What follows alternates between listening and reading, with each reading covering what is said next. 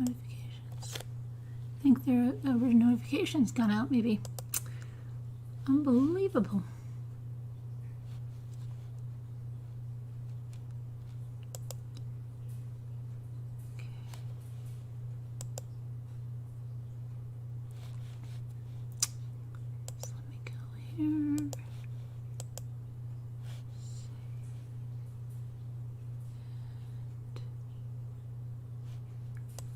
Put our tags in.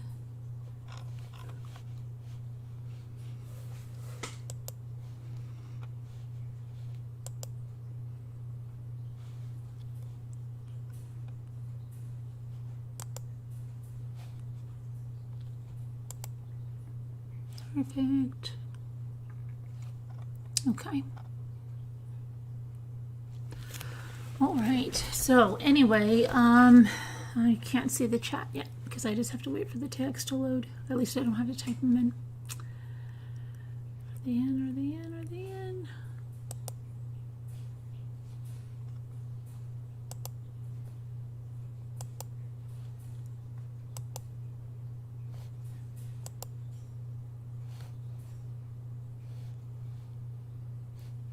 Okay. Pretty sure we got that on. All right, so now let me come into the chat.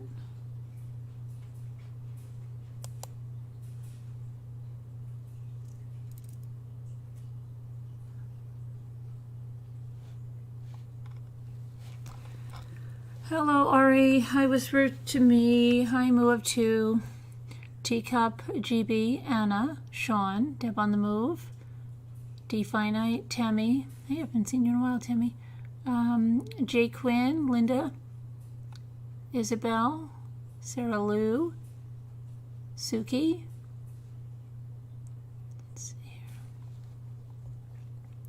Mandy, Danielle C, Chickadee, Nora Woods, Anna. Okay, I just, Mandy, Paisley, I just got some stuff sent to me. And you know what? Hey, I did something. I was bombarded with emails from a certain person that was on the panel that I told that I didn't really agree with what they were doing. And I just couldn't support that. And then that person chose to go on several other panels, and there were other panels. I have no control of what somebody else does on their panel when they go on their panel. And then one of the panels, he said, decided to, in his words, slander him.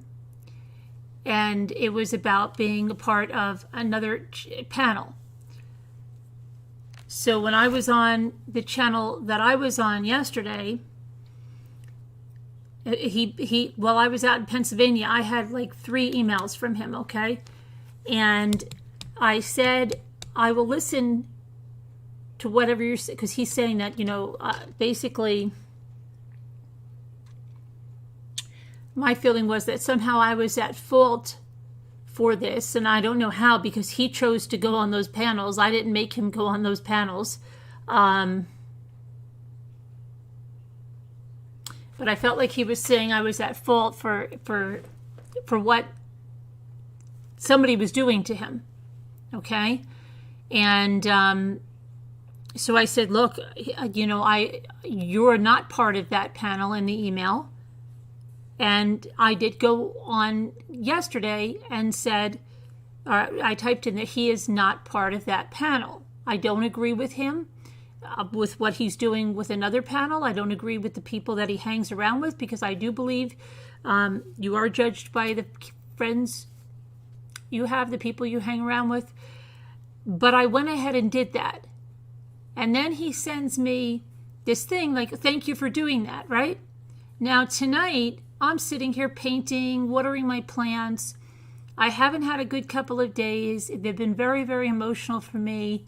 I've been not doing as well. I have a friend that's not doing very well. I have a lot of things that are going on behind the scenes. And so I get an email that said, well, thank you for doing that. So I think, okay, good. Put that to bed. You go your way. I'll go mine. Just you want to hang out with those people, just go on ahead. Then I start to get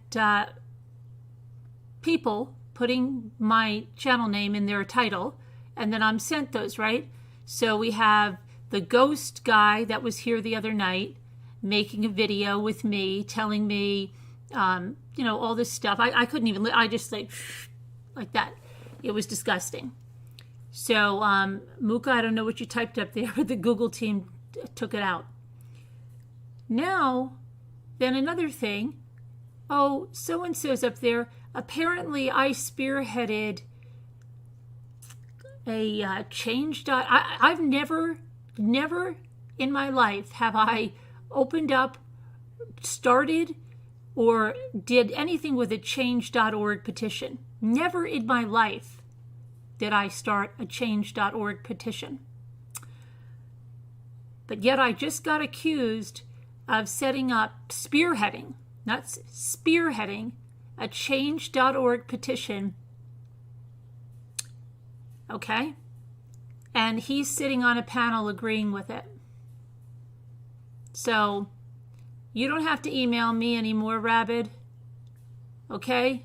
Whatever happens from this point out, I've done my share for you, and that's it. Please don't email me again to come and say this or that or the other thing, because I'm not going to do it.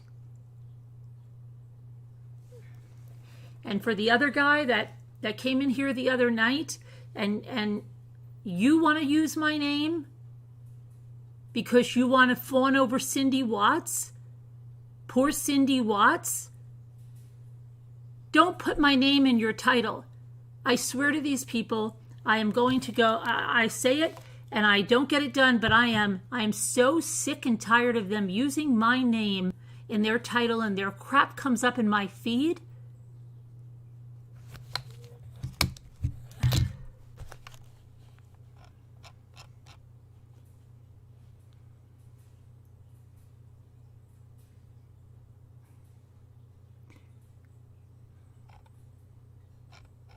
I'm sorry. I just thank you, Tammy. Bad day for me. Oh, I'm sorry you had a bad day too. I'm sorry. Thank you, Tammy. Dawn Marie, Tracy, I'm just so glad to wash my hands of that. Don't come back to me. If you go on other panels and somebody associated, don't bring it back on me. Really. Don't bring it back on me, Rabbit. Because I did what I did for you, and that's the way, I'm not, bye-bye. Just go your way and leave me alone.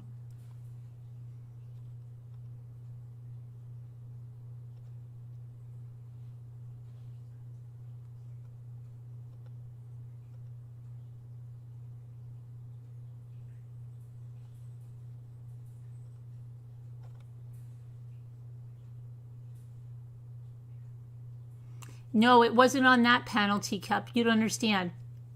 After he came here, he went on her panel. He went on her panel alone, not the same night that I went on there. He went on it another time. And then he sent me emails saying that it was all because of what I said, but nobody made him go on Kelly's panel. Nobody made him go on Sagacious Angel or wherever he went, and nobody made him go any of those places. I certainly didn't make him go on there. I can't control what somebody's saying about him. I wasn't on the panel. But then I have all these emails when I'm out in Pennsylvania, and Carolyn, you've got, okay, you know I'm not RDA. I know you're not RDA. Okay? So I'll say that. I'm not going to let someone be blamed for something he didn't do. Rabbit Dog has never been part of RDA. That's a given. Okay? That doesn't mean that I don't agree with what he's doing with the people he's sitting with, the people that say they hate Shanann, all of that. That I don't agree with. That's my beef with him. My beef with him was not RDA. He wasn't involved in that. Those are other people. And that's what I said on Kelly's live last night. But I did clear that part up for him. Okay? I did clear that up because they were thinking that was that. And once I cleared it up, it was done. And he thanked me. And then tonight I'm getting this stuff. Okay? And now they're sitting there saying that I spearheaded a change.org petition with, I don't know, 50,000, 5,000 signatures, I don't know how many, to take her channel down. That wasn't me. Okay? But that's just in, trying to get hate for me or whatever. And he's sitting right there not saying, like, well, that doesn't sound like Carolyn. I don't think she would do that. No. So really, that's it. I did what I did for you. If you want to sit with those people and have them tell lies about me, you go ahead. I just want to now I don't have to worry about it. I'm not going to answer any more emails, Rabid, and I'm not going to be guilted into thinking that something that I did caused trouble for you. Okay. Sorry, it's just, then the other guy, crazy. And it's all because somebody else is calling out this Daniel guy, but then he comes back at me, not the person that called him out.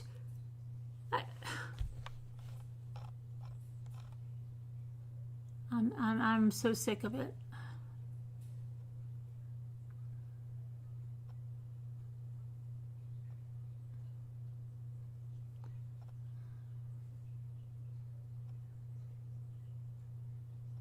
Thanks, Dawn Marie. Hi, Chickadee. Hi, Move 2, Tracy.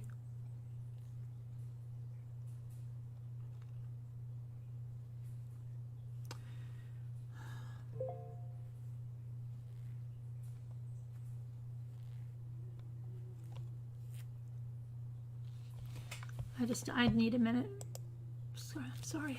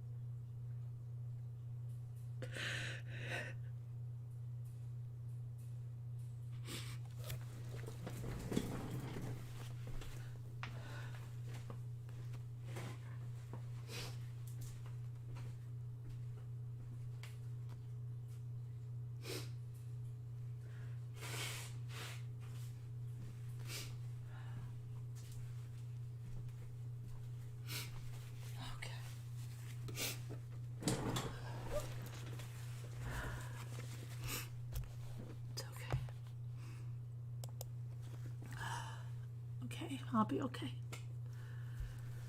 All right, so Zaba, it's nothing. It's people that, I feel bad because I'm saying, okay, well, I'm not going to have someone think a lie about him. As much as I don't agree with what he's doing, I can't let a lie go on without being rectified. So that's why I typed in to Kelly, he was not part of that. Because he sent me these emails. He said he's being slandered. Come on, Carolyn, I've defended you all over YouTube. Don't you feel anything? Don't you know it's not right? Of course, I'm not going to stand by and let somebody get attacked for something they didn't do. So, yes, I go on there to say that. And then he thanks me, and I think, okay, it's done. Now he was sitting on a panel, and he still is, with someone that's tearing me apart, saying that I spearheaded a change.org. Doesn't it tell you who started the change.org petition? It wasn't me. As if she has proof that I went ahead and did this. That's not me. So, Amy, what's your hello? So now I'm just saying for him not to even come at me for anything else. If he chose to go on those panels, he chose. Those people attacked him. It wasn't my fault, and I still stepped in to take care of something.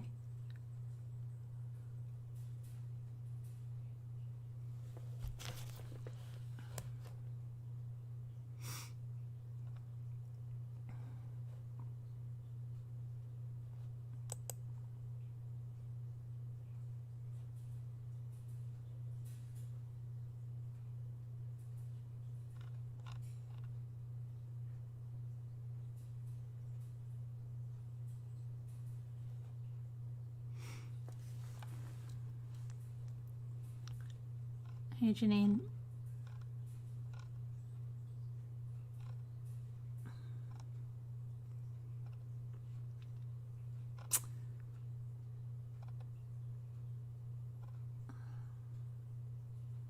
Thanks, guys. Thanks. No, I'm just... It's good in a way, because I don't have... Then he's not going to sit up there and ask me to do anything.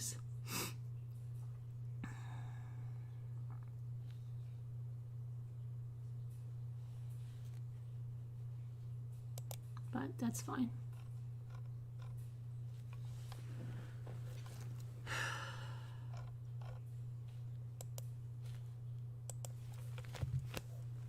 No, he's no. I'm just going to tell him we don't need to have any more conversations.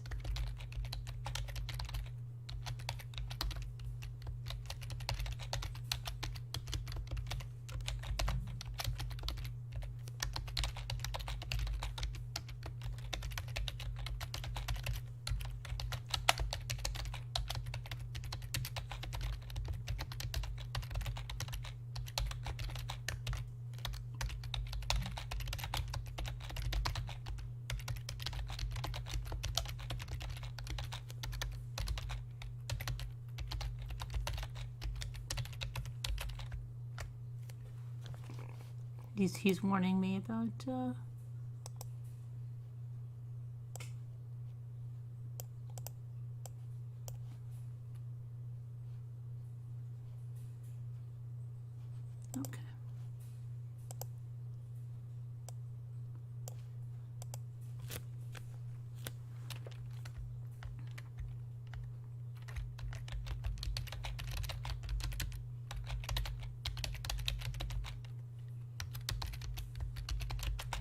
Okay, that's it. I'm not going, that's it. I just told him, that's it. I wish you well, but he wants to have a private conversation. I'm not having any private conversations. I'm done. Okay. Yeah, Liza, I actually, yes.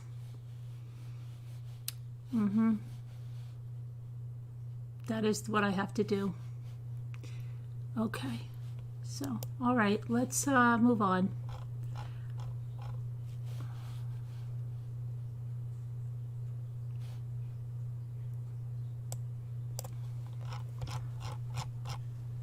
That's done. No formal art. He's one of the people. I want him to take my name out of his title, yeah, and I want him to stop talking about me because his beef is with Martin. So go take it up with Martin. Don't take it up with me.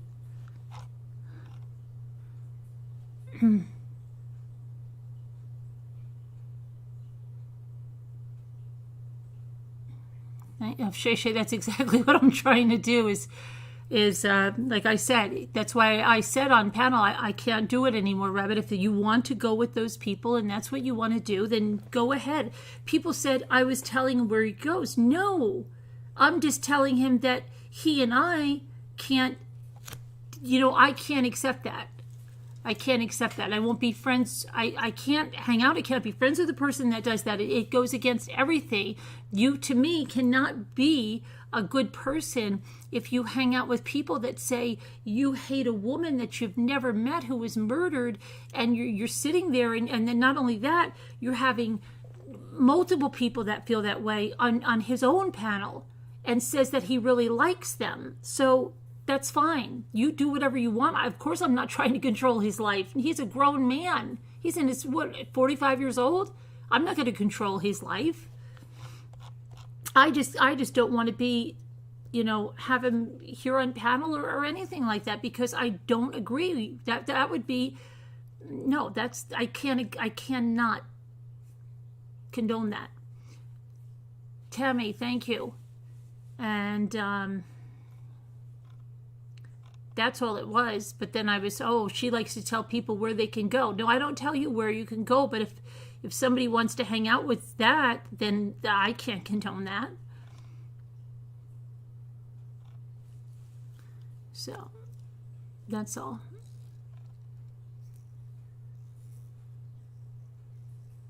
And I didn't want any big thing. That was it. He chose to come up on panel. He chose to go on all those other panels. I didn't make him go on those.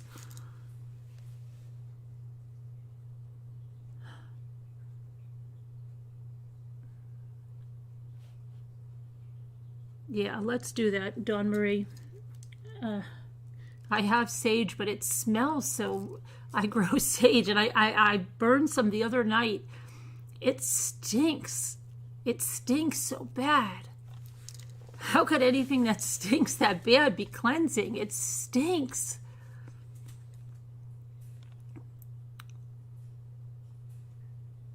Hey, Kevin. Boxybot, Shay Shay. Yeah, we do need random guy Jeff.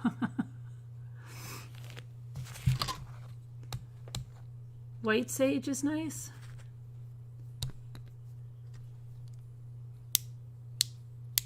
Yeah, I know he's a star. It's all because of the accent. They've never seen his face. He could look like a foot. Nobody's ever seen his face, but it's all in the accent. Everybody's in love with him.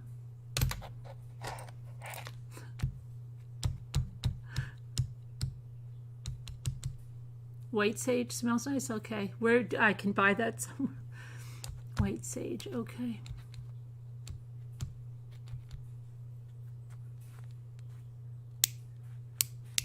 I don't know, Patricia. I have mixed feelings about that being with my Catholic guilt and stuff.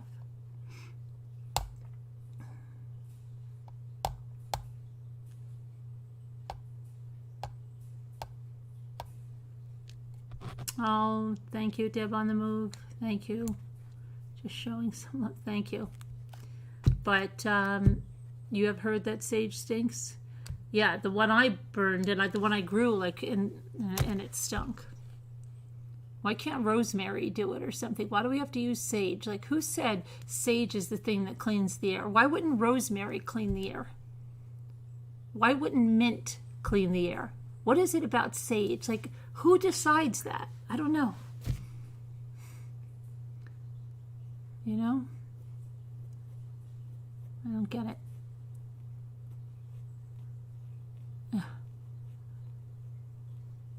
But anyway, yeah, and if you can keep one of my friends, okay, we actually met in a pregnancy group when Ethan and her daughter were born on the same day. And then we had 2 other babies together. Her son and Luke are a few months apart. Apparently, and this is so scary to me because my boys for the first time went to one of their friends' houses last weekend, and they were riding on an ATV. They're like, oh my gosh, we love this thing. And then they went, it was the weekend before, and then this weekend again, right? Well, apparently her son, and again, they're Luke's age, 11 years old, and his friend, who's actually going to be 12 tomorrow, his birthday, they had an accident. And the one little boy is in grave condition. My friend's son is okay, but this is his best friend, and I'm thinking it's the mother posted a picture tonight saying he needs a miracle and could people pray. It's on my Mommy Ramblings Facebook page, the Mommy Ramblings one, not the true crime chapter, the Mommy Ramblings, and his name is Grant. So if everybody could pray for Grant because he needs a miracle. So, but it's been a and one of my friends, very good friends, is not doing well at all. So if you could pray for her. It's just been not a good few days.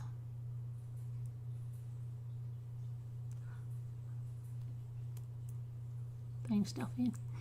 So,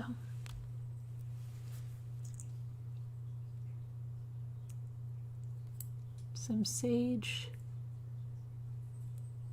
It's a tribal psychoactive thing. Oh yeah? But how come there's nothing that smells nicer that does something like that, Foxy Bot? Only sage?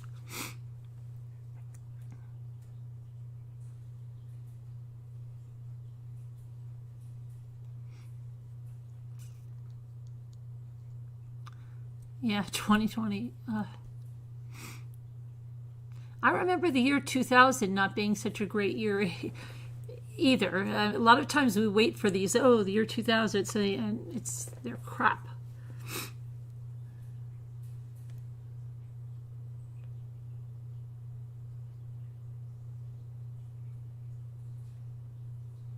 Native American.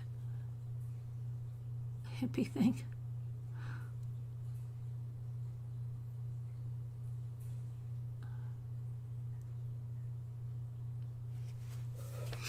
No, it's okay. Frankincense. I have frankincense. I have the oil. I have patchouli growing on my thing. But what is it about sage?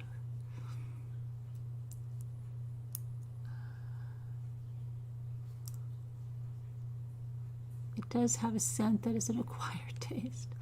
Yeah, sage, once you get used to it and convince yourself, because it smells like someone's been smoking something like really horrendous. I don't like the smell.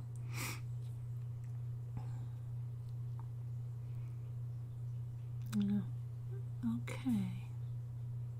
Rosemary's good to put at your bed. Really? What do you mean at your bed? You mean like have a plant in your bedroom? When was a good year? A great year? Yeah. White sage. Do you buy it dry somewhere?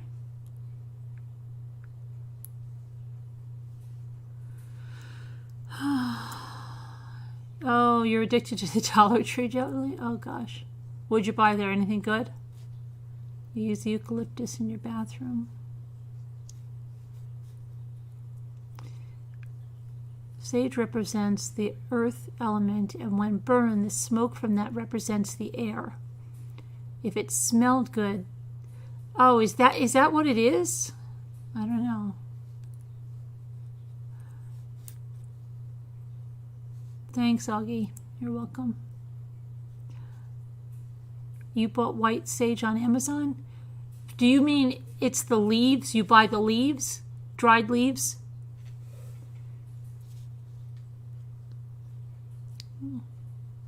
Thanks, Tammy.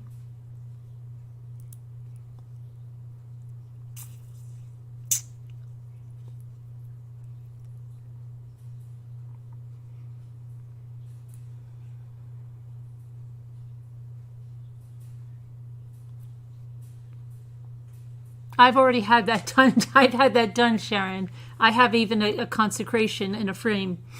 The house has been, yeah, the house has been blessed.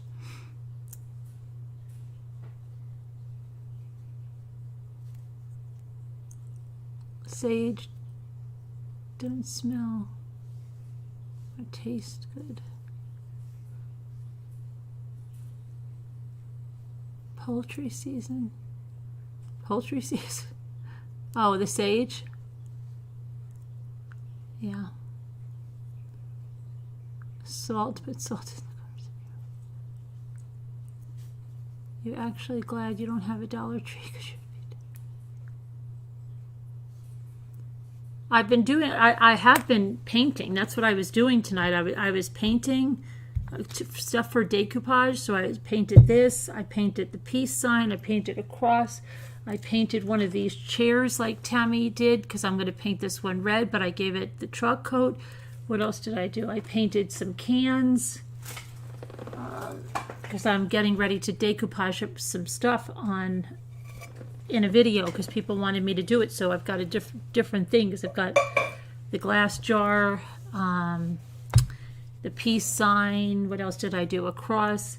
Then I have some cricket stuff I'm getting ready to do. So I was doing that. I was watering all of my plants, taking a long time watering my plants, all this stuff. And then all this crap just comes at you. It's like, are you kidding me? But it's always like, it never fails. Somebody tries to make me feel guilty for like putting them in some kind of a position where someone is attacking them, right? Or something. And then I feel bad about it because that's the kind of person I am.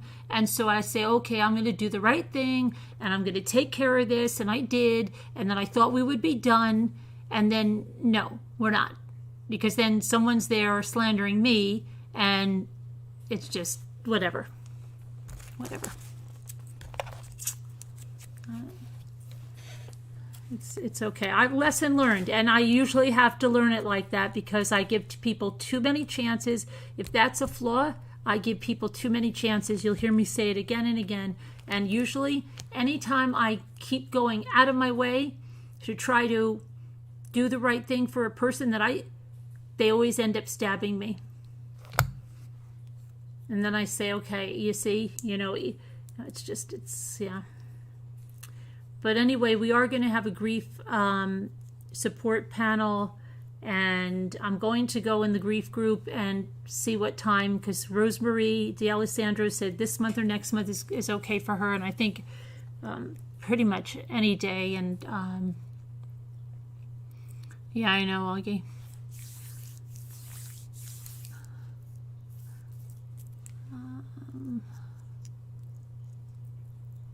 Hey, Tracy.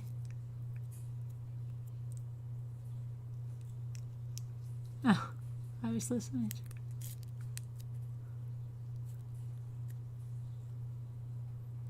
You need what? The grief support panel? Are you in the grief group, Zappa? You could email me if you want to go into it.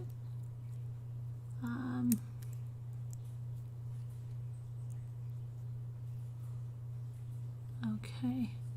I know what grief is, but what exactly do you do? Well, this one is kind of going to be about dealing with like how everybody's in different stages. Most people have lost a child. Some people have lost a sibling on there. Some people have lost, more than that. But it's just about, this one is kind of going to be about like grief around the holidays, and how you handle that. What are some of the things that you do, to remember your loved one, and kind of,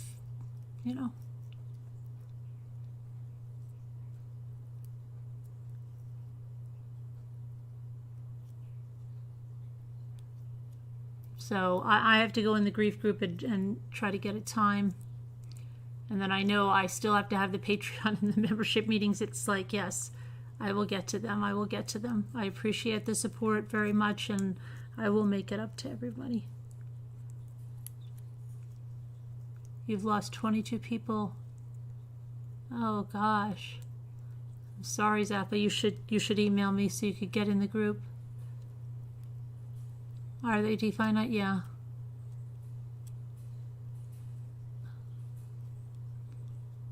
Can I Zoom this meeting? Can I Zoom this meeting? The grief meeting?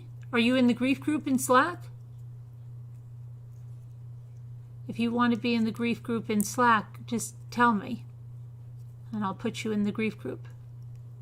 And if you're not in Slack, just email me, and I'll put you in the grief group or whatever other group you want to go to. Okay. All right. I think we need something else. The 2020 angel, yeah. Oh, Nana Patty will adopt you, Foxybot. You can go to Nana Patty's. She'll take you in.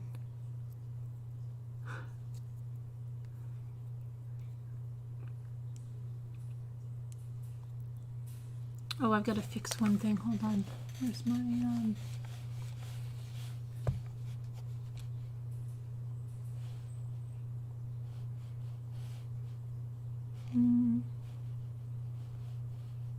Oh, here we go. Hang on. I just have to fix something here. I want to see who the top chatters are, too.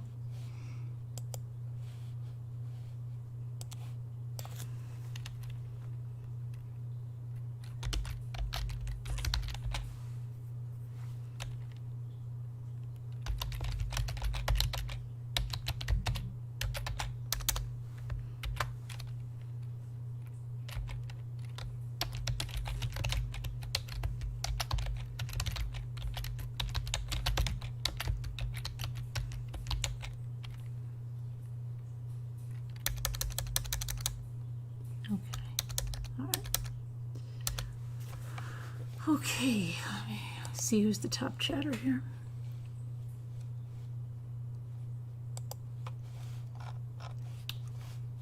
Chatters, where's the chatters? Oh, Deborah, still Deborah Van Couverden. Number 1. Number 2 is Danielle C. It's getting close though, Deborah. You've only got about 50 messages separating the two of you, so it could easily be broken tonight. Kevin Leonard's coming up from behind, about 300 separating you, Kevin Leonard. Alma, you're number 4. You've got about 450 between you. Augie, you're number 5, probably about 550 from the top. Whisper to Me, you've made it up to 6, and yeah, got a little bit of voice. 7 is Mandy Hall. High 61 is number 8. Number 9 is Tracy W. 10 is Gigi Jardine. 11 is Delphine Riley. Ginger Snaps is 12. 13 is Leisha. 14 is Sarah Nash. 15 is A Heart Made Wise. 16 is Linda Uribe. You moved up, Linda. 17 is Potter, 64. 18 is Veronica Berenger. 19 is Sean Sneed. 20 is Jeanette. 21 is Lisa H. She has to make up some ground. She used to be number 1. 22 is Muka 77. 23 is Kathy from Texas. 24 is Newfie. 25 is Sharon Martin. Okay, so Nana Patty, did you fall out of? Scooter does feel better, I'm sure. Okay, that's, yeah, we have to see at the end of the night and see if it changes at all.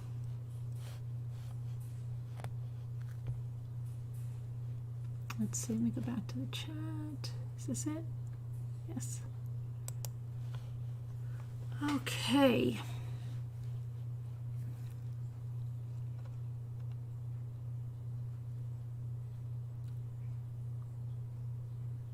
You like 6th place, Augie?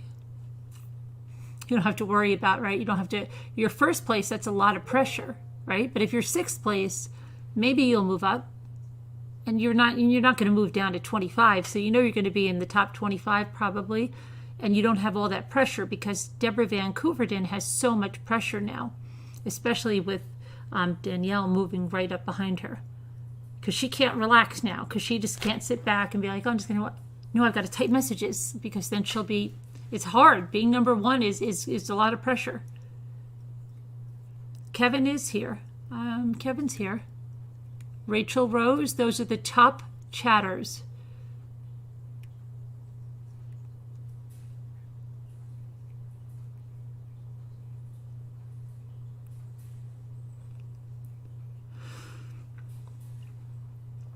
It's just as hard to become last. Yeah, Deborah, you can't, you're just going to be on that keyboard. Deborah's like, I'd like to just, no, I have to keep it up. Oh, you're watching The Crown? Yeah, I've got to watch that thing on Stars.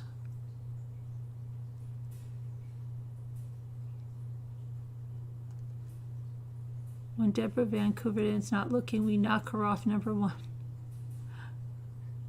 If you are 25, you have nowhere to go but up, right? Well, you could get out, though. So, but when you're like in a 6, you know, you can just, yeah, maybe you might fall to 8 or 10, but you might also move up to 4, you know, but you're not really going to get off the chart. So you could just, there's more resting room there. You can breathe.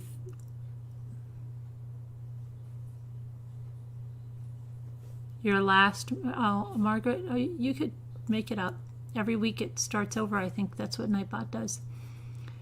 Okay, you haven't chatted much. Oh, your wrist is in a brace? Okay, so you have to cook dinner this time? Oh, see, yeah, you can't. You'll have to cook with one hand and or get some voice to text or something.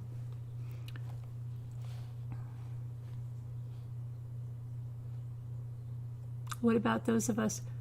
Well, then you just don't make the top 25. It's okay. You don't have to make the top 25.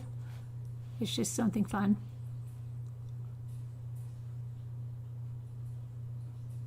That's another thing.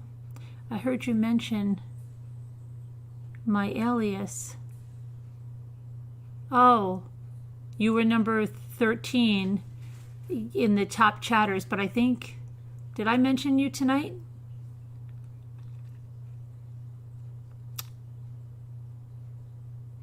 People have rank. No, I'm serious, Tracy.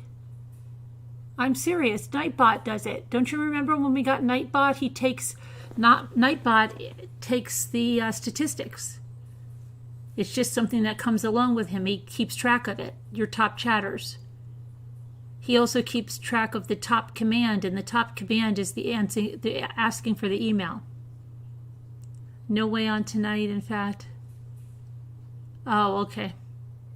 I think it starts new every week. That's what it is, Communique. Tracy, you're freaking out about that? Don't freak out about it. It's okay.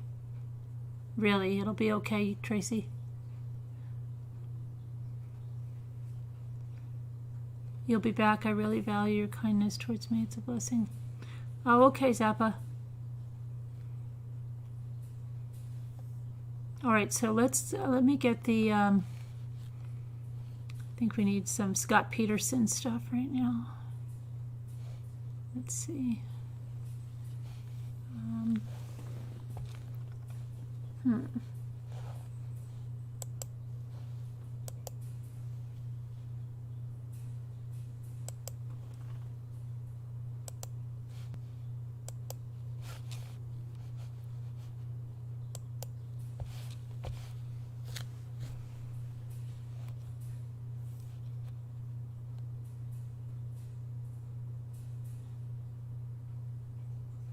You need to, Nana Patty, you've fallen out. But Scooter's glad because she's like, yes. She's not there like me.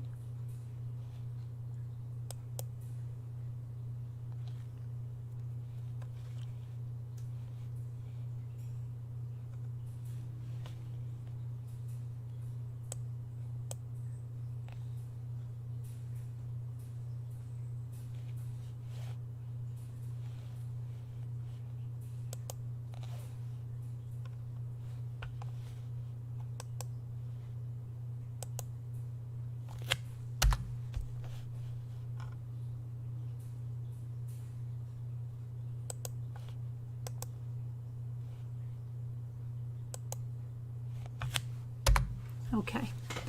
All right.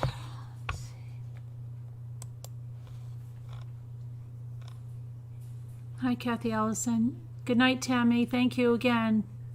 Hi, Joe Madre. That sounded like Hydra Madre, like hide her under the bed. Scooter's here. She's lurking. Hello, Carol. Carol Luke. The dog went to the street. Tail up. Who picked Lacey up in the park? The dog went to the street. Tail up.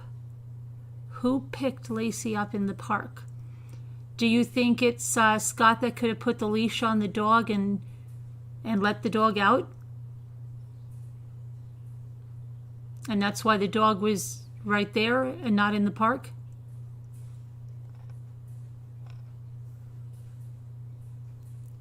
Oh, Lisa D is probably snoring.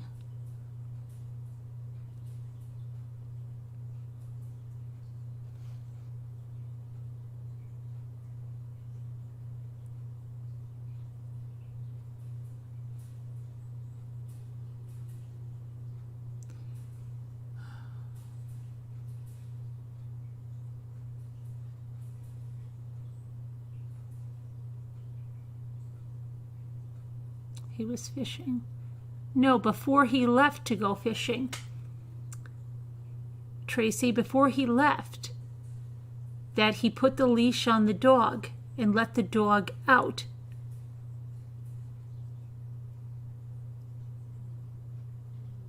Or just let the gate open and then the dog stayed in the backyard and then came out. The dog doesn't give me any bearing on the case. Just my 2 cents. But we're going to go into this, you know.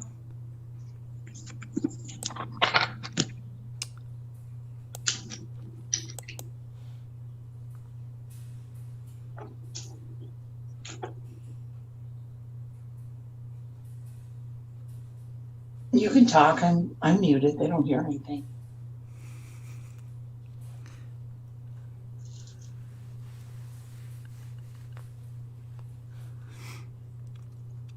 Yeah. Play along with this page.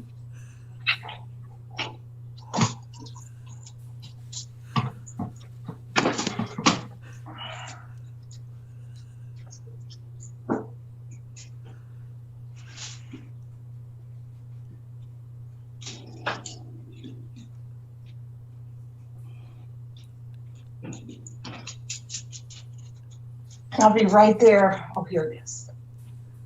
Okay.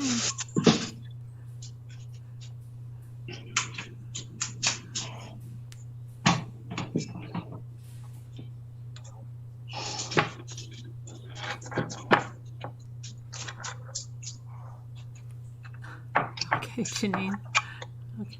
Now, when I turn this on, I'll give you a signal. So, okay. Welcome to becoming a deputy rambler, Dawn Marie. Thank you.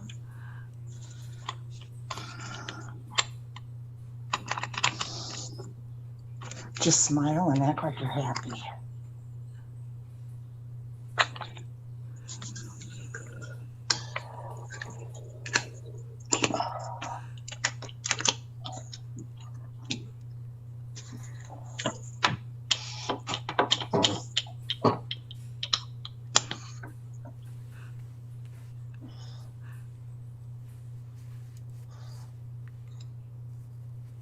Coming on, Scooter? Oh, there she is. Yep, I'm here. You have company? How you doing? Good. You have some company? Buddy. You have company? Oh, no. No? What makes you ask? I don't know. Sounded like it. No. Nobody's here.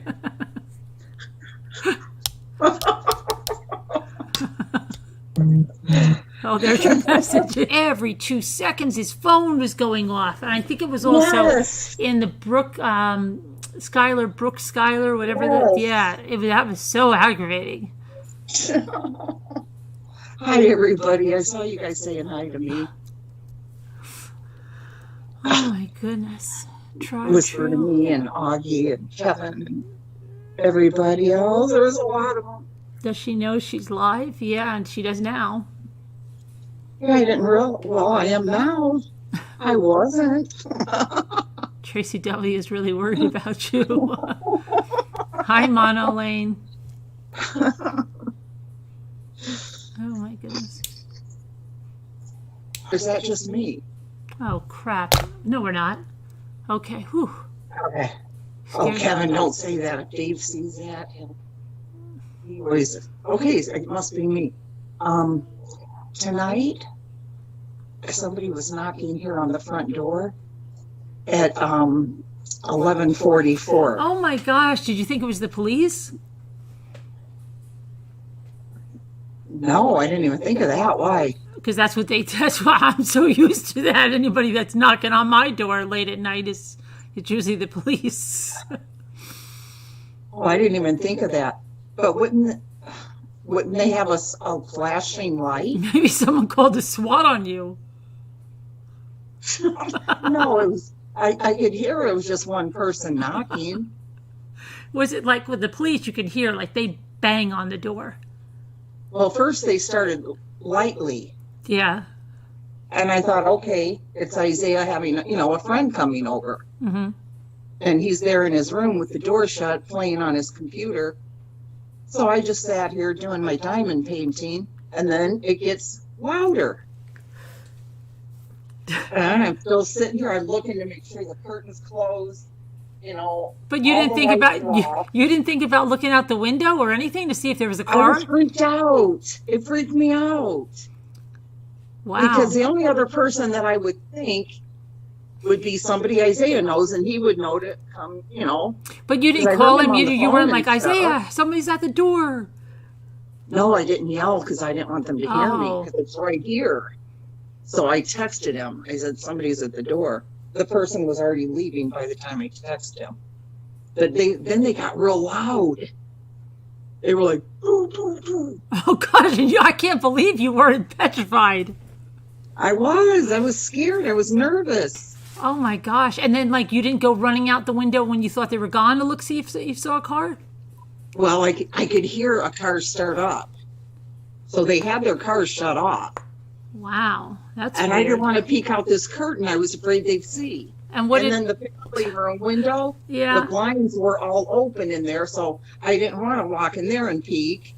I could, if I walked through there to peek through those curtains, they'd definitely see me. What did Isaiah say? Well, then I texted him. I said, somebody's at the door knocking. So I hear him talking to somebody on the computer. He goes, hold on. My grandma said somebody's at the door. So he comes out here to the door. He opens it, and the person's gone already. The car had, in fact, I told him, I said, Isaiah, they drove off. I don't know who it was. Were you expecting somebody? He said, no. Oh, my gosh. That's creepy. He's had friends come over, this late before. Yeah, that's creepy, though. I know. That's really creepy. He's freaked out too. He doesn't understand it. Gosh, If it was a friend of his, they would be messaging him, wouldn't they? Yeah. Or even yelling something like, hey, Isaiah, right? Yeah, it's me, it's Frankie, whatever, Pete. Yeah. Whatever. Now you got me nervous. I didn't think about it. Well, no, it couldn't be the cops. They would probably keep coming. They would probably start saying it's police. Yeah, they would, right, especially if a SWAT was called in and they thought somebody was killing you in the house. They would just give it. They would have called you. They would have called you if you were her emergency contact. They would have called you. Uh-oh. Why did we just? Okay, we're back. Yeah, they would have called you. Yeah, because they would. And if that was Todd, her husband, well, they're not married, but Mm-hmm. he if that was him asking me to maybe watch Apple, I know he would have. But can't you text her and say everything okay? Or she's sleeping? She would be sleeping. Oh yeah, it's 2 a.m. by now. Yeah, I'm sure. Yeah, if it was something like that. He would yell, I'm sure, or something. Yeah, I would think. Yeah, you need a Ring camera, Muka said. Yeah, you know what? You guys mentioned that before. Somebody said that. That Ring camera. Starting to think we have to get one. Yeah.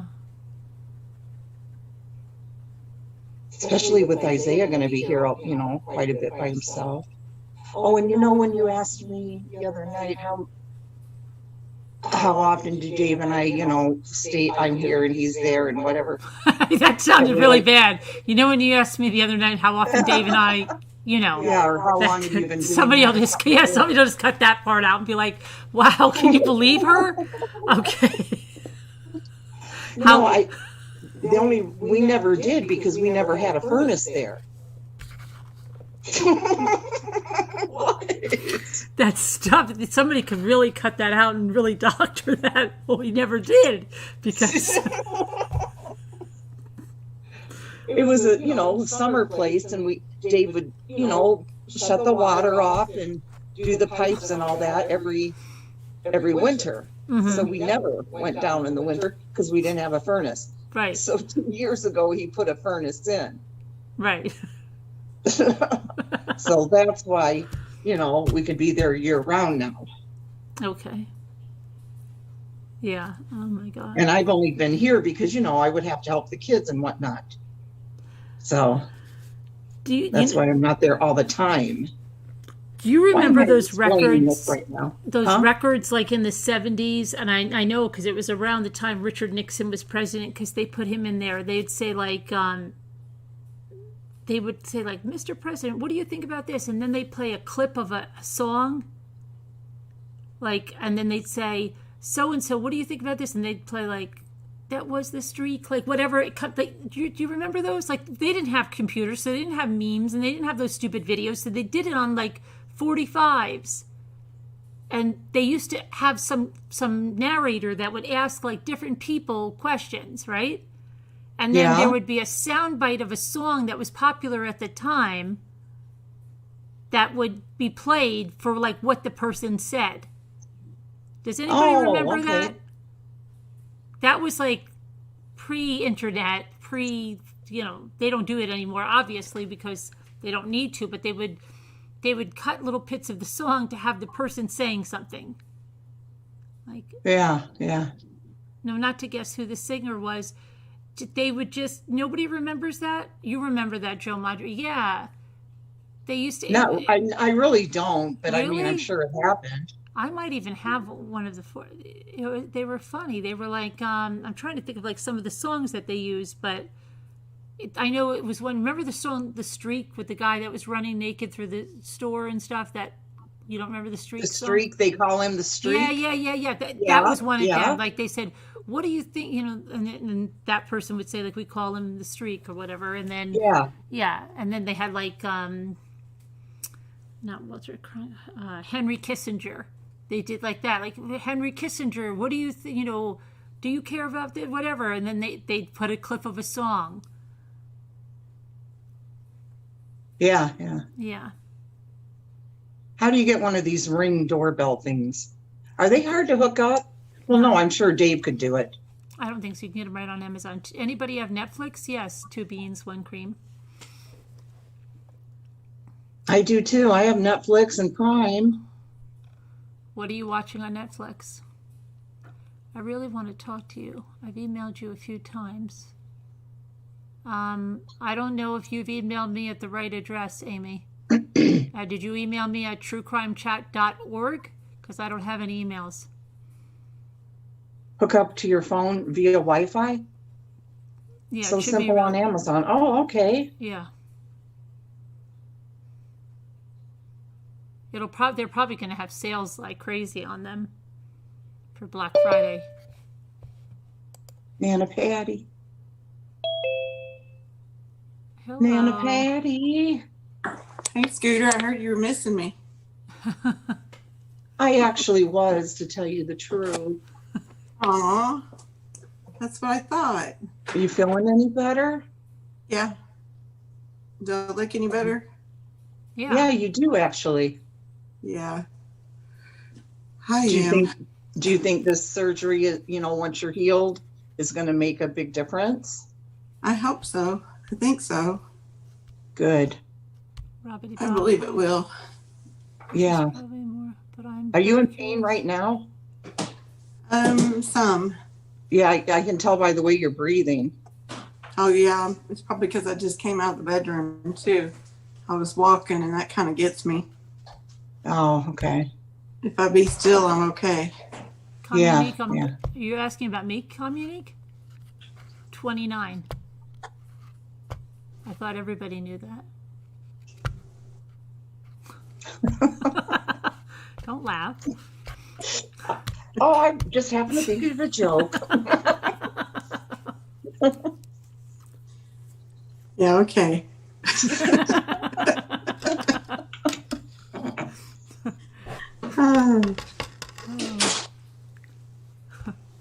I thought y'all might need a judge or somebody like that tonight. So Yeah, You we never do. know. We do. you We never do. know. Yeah. If you feel up to it.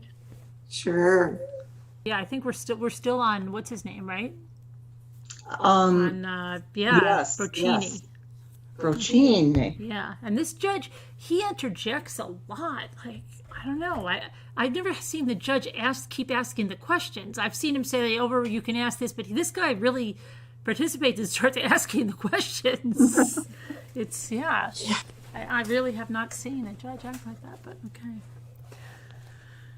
Okay, you're pretty sure you did. Well, if you put an exclamation point in email, Nightbot will give you the correct email, and make sure that you're emailing to that email address, and then we'll see. Okay. Communique. You want to judge us, Nana Patty? Yeah. Let's see. Is it still in the prosecution witness? Yep. Yes. Brocchini, and we're still on the Distasso is still questioning. Danielle, see, to put the exclamation point and then email, right? And it'll come right up.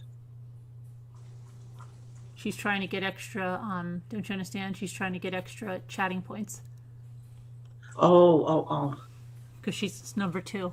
She's trying to dethrone Deborah Van Couverden.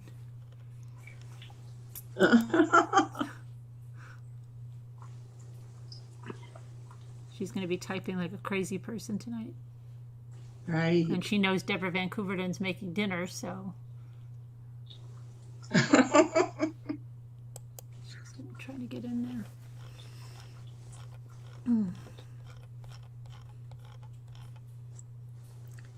Okay.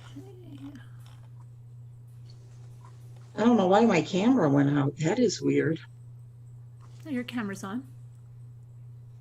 Not on YouTube. Really? Yeah, now it is again. Okay.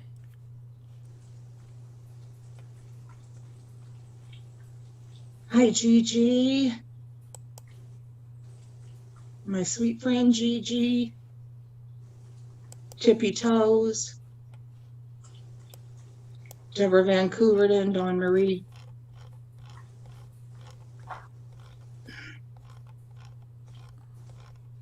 You're on Alan Brocchini? Yeah. Let me see. I'm trying to see where we are. The sunglasses. We went all the way down there.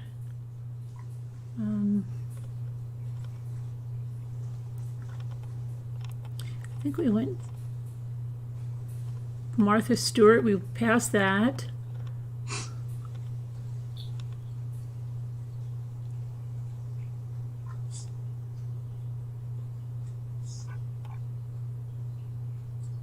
Yeah, we were at the afternoon recess, right? Let me Did we- get there. I don't think did we go up Valentine? Can I refer to my report? Yeah, you didn't spell McGregor.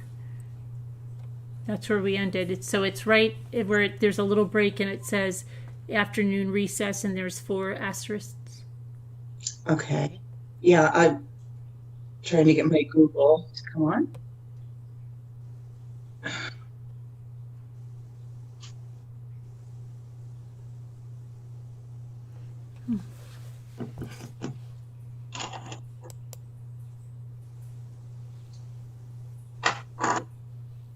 Here it goes, moving so slow.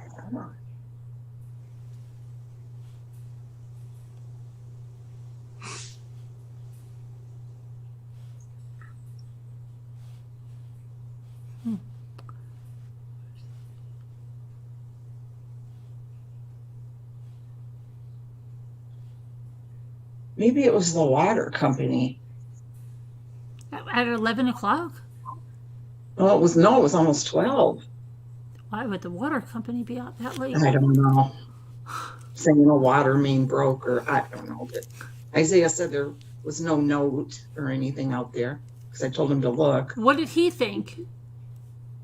He was freaked out the other night, and he got freaked out tonight. He yelled out the door. He's like, and there's not even been anybody there. He's like, you better never come back. You were dead. Oh my God. Oh, gosh. That's crazy.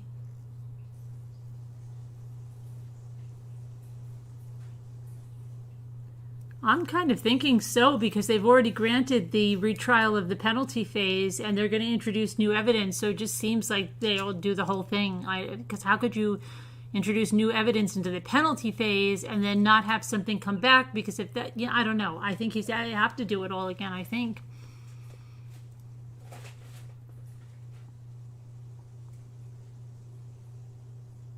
They haven't decided yet, though, have they? If he's gonna you sent that thing through, right, about having to decide by the end of the year. I didn't read that though, but Pia Pill sent that to me, and I sent it to you.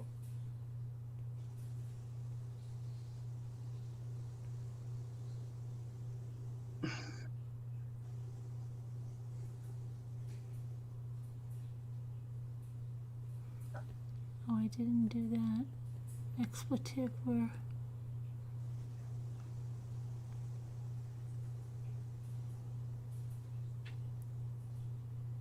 Let's see, what number is this about?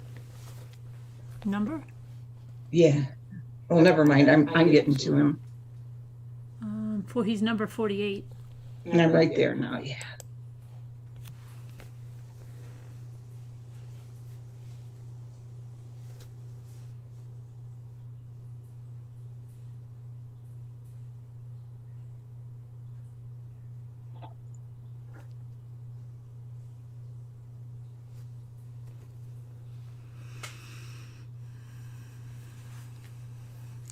Is this a long ways down? Because I'm still looking for. Yeah, look. Okay.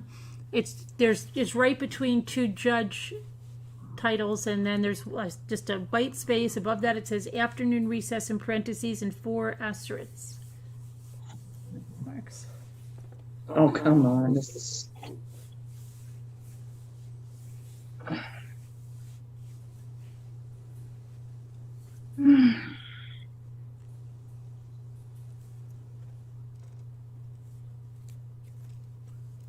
I gotta get all the way back to him.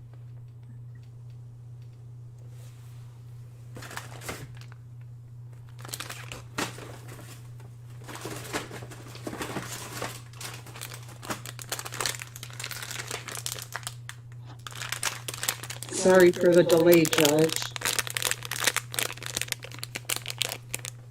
Oh, I'm delayed too. What? Are you? She can't find Yeah. her stuff either.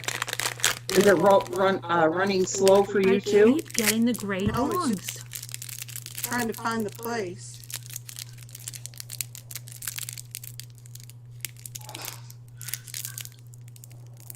Another border collie.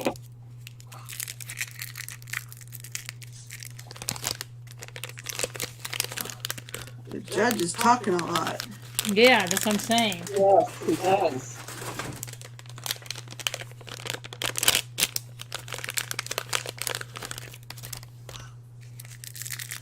Oh my gosh, they're all the freaking gray dogs.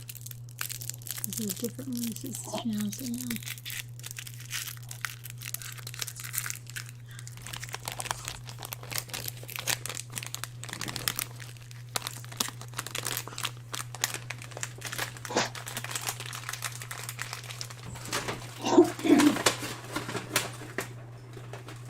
I they're doing that.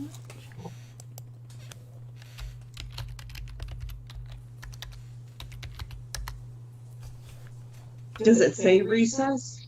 Mm-hmm. Yes, it That's is. just what I asked last night, I think. Yes, it is.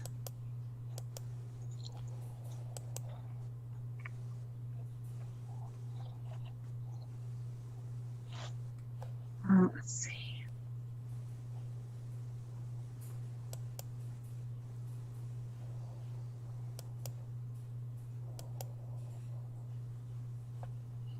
It's crazy how they have to tell every exact thing, isn't it? Yeah. What's the matter? No, I'm just looking at my well, I'm looking at my that Dollar Tree order that I placed like Yeah. when did it placed on, no way, 10/24, October 24th. I'm still, let me see what the freak is going on with this thing. Estimated arrival time. It says it's order status shipped. Okay. When the freak is this coming in? I found it. You found it? I did too. Is it the one that says, all right, this is the people versus? Scott Peterson. Is that where we're at? That's where I found it. Okay. So did you find your order, Carolyn? It says it's shipped, but it's I've never ordered from the Dollar Tree before, and it's pick up at the store, and it just says first it took forever to be shipped, then it said it was shipped, and now I don't know, like, has anybody ordered from the Dollar Tree? You get something to pick it up, it just says shipped, and then it just shows me what I ordered. It's already paid for. They don't think you ordered a store order, do they? Inventory? No, they just say for in-store pickup. Bring your order store receipt, confirmation, email, and your state-issued photo ID, driver's license when you go to pick up your order. Once your order has been placed, you will receive a series of emails. Well, let me just see if they're probably emailing to that other email. Let me just see if I have that.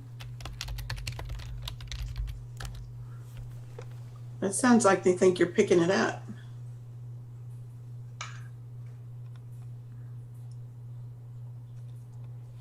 You have authorized it. That's my PayPal.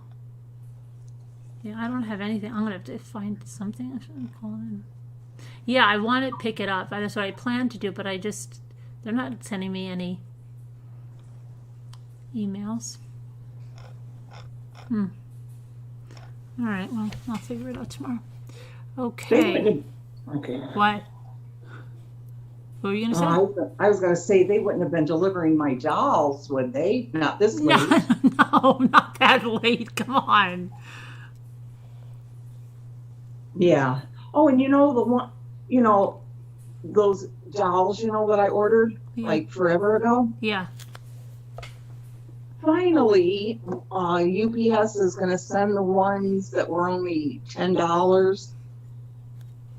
They're going to send them for $34.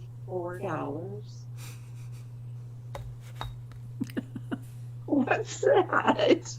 That's a $5 height chair that I won that was sent for like $37. And Jimmy's like, yeah, that's fine. Oh my gosh. He's like, oh, what are you gonna do? But then the doll, those two weird ones, remember? That Bonnie said, oh gosh, why did you order those? What's wrong with 60 you? for those? 60 to send those. I can't get the shipping for them. I have the invoice and everything. Maybe it's a good thing. But they're already paid for. So Tell them maybe just they're throw gonna them all in send that same box. Throw them all in the same box, tell them. But they're Ohio and California. They're coming from two different places? Yeah. So you ordered from a different auction? No. That's so weird, but they're all in Ohio. I know. That's weird. I know. Yeah. And even the email that they sent, it had like a red warning. It said this could be a phishing scam. Oh boy.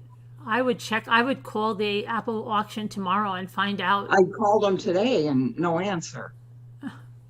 I left my number and everything, so maybe tomorrow they'll call. Yeah, I'd call them again. Yeah. Carol Boyce went and picked up my scoodles. She did? Yeah. Where'd she drive from California? No, she would drive to California, but she lives right near that place. In Ohio? And that's when her husband bought her the something he saw there, that little kitchen thing or something that he got her. Oh, okay. Yeah. There's quite a few that live in California. Bridget's in California. Yeah, but I don't. Scooter, maybe you ordered from a different auction. Really? Because sometimes it's tricky. Because I was looking at today, they showed me like a really nice, and I'm like, okay, I'm looking at this auction, and then all of a sudden I'm brought to like another one.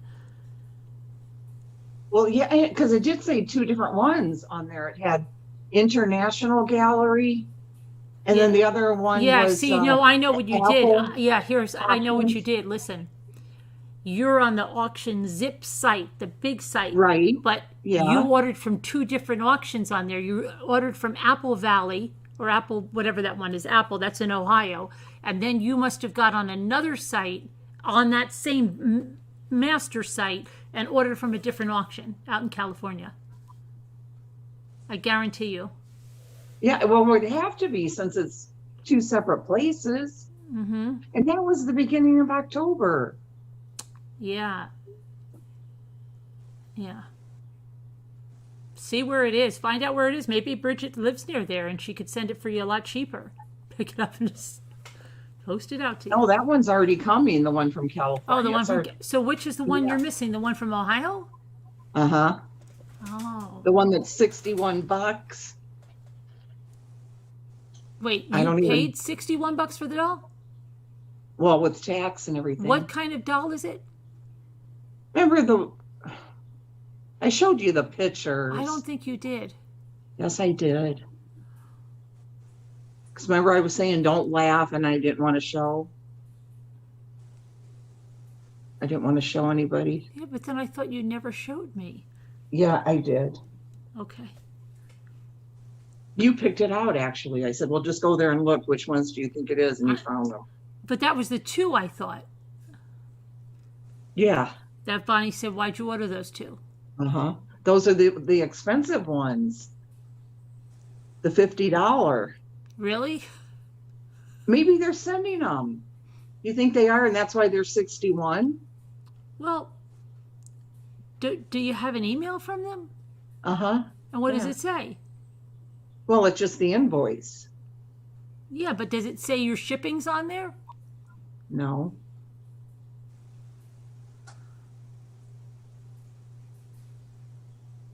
Why does this stuff always happen to me? I don't know. That's so weird. I have like a million screenshots of the invoice. And I can't find the auction. I mean, the shipping place. Usually, okay, when I got it done, with the high chair, what they did was they sent me the invoice first, and they didn't send me shipping for like a long time. Right. And that's what they actually called Jimmy on the shipping. And they said, I was out, and they're like, okay, it looks like it's going to be about $37 to send. So she's like, okay, whatever. Yeah, charge it to the card that you have on there. Yeah. And so, yeah, and then they sent the high chair. You know how I still haven't taken that high chair out of the box? You haven't? No. You need to take that out of the box. Make sure it's really there. I know. So I don't know. Things just got happening, and then it's like, I'll deal with it later, and I haven't dealt with it. But anyway, then with the Scoodles doll, then they just sent me the invoice for the doll itself, and I said, I'm having a friend pick it up. They said, okay, just have her, give her a copy of whatever, the invoice or whatever, and she did, and she went there and she picked it up. but yeah, the one that was shipping it took a while to get the shipping, and then yeah, it took a long time because I was like, wow, this takes a long time. But that's a long time, Scooter. A long time. I know. I'm pretty sure though that, they did send me the shipping info as well for that one, but I can't find it. I keep looking through the email and I can't find it. But I'm sure it's got to be there, right? Yeah. What's the worst that can happen? I mean, you just have charge back on your card if you didn't get it or something. Right. I mean, yeah. But it'll be fine. Yeah. You'll find it.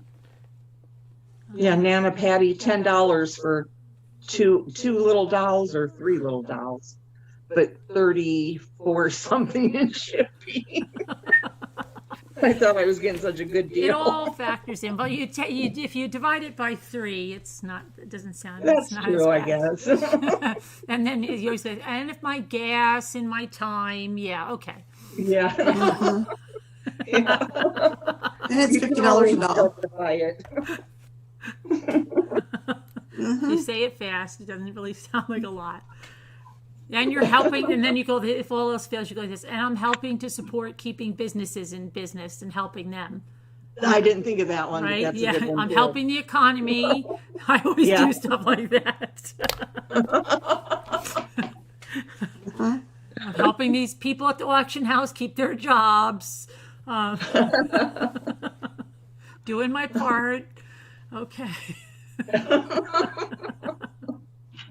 Small businesses, behind every small business is a family. I'm doing my part there. Okay. Keep it up, Scooter. Keep it up. Yeah, keep it up. They're depending on you, Scooter. Okay. All right. So, you're first, Nana. Okay. Here come the judge.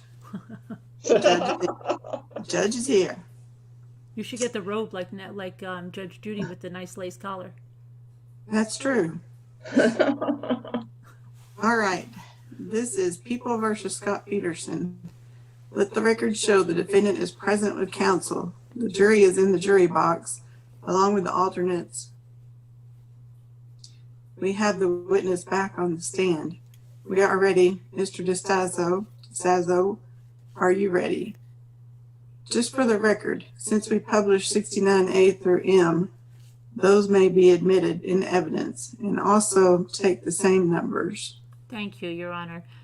Detective, when we left off kind of in the middle of January. And just for the record, do you have those 3 binders up there? Are those with the reports that you wrote for this particular case?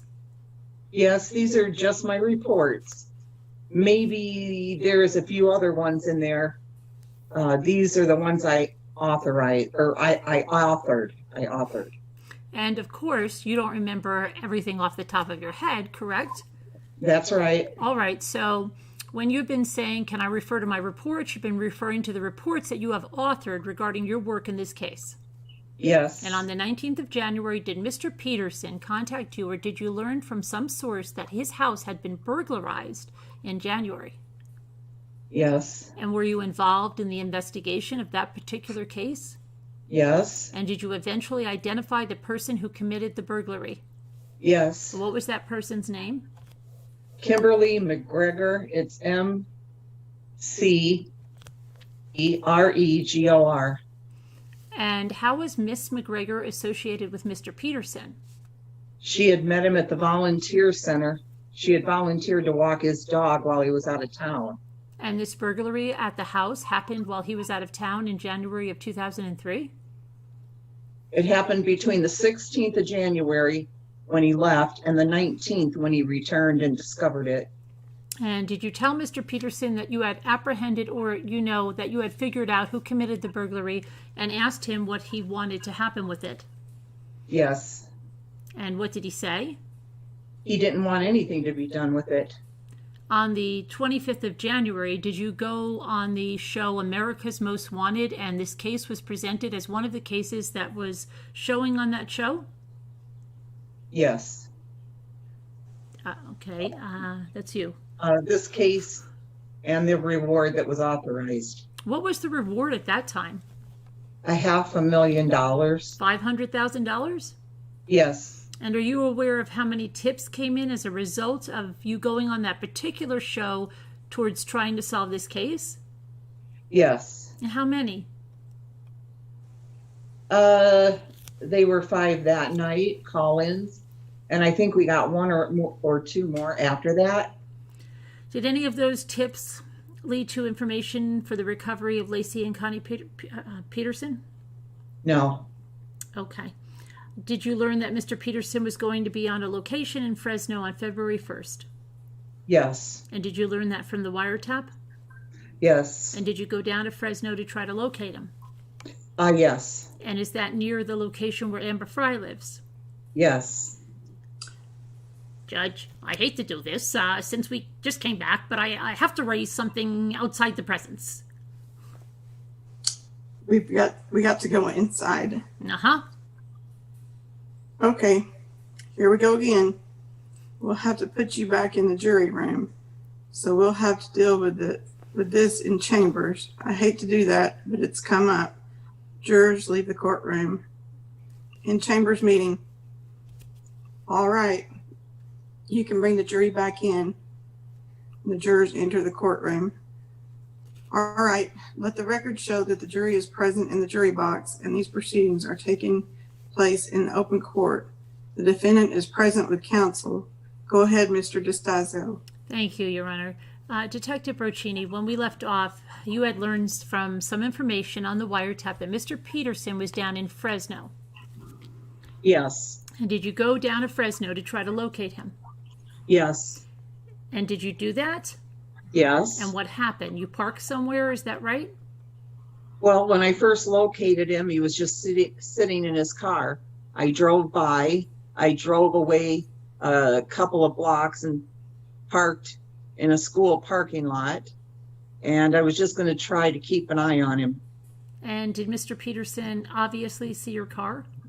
Uh-huh, yes. What happened? I noticed he walked over to me. He was walking over to my car, so I got out.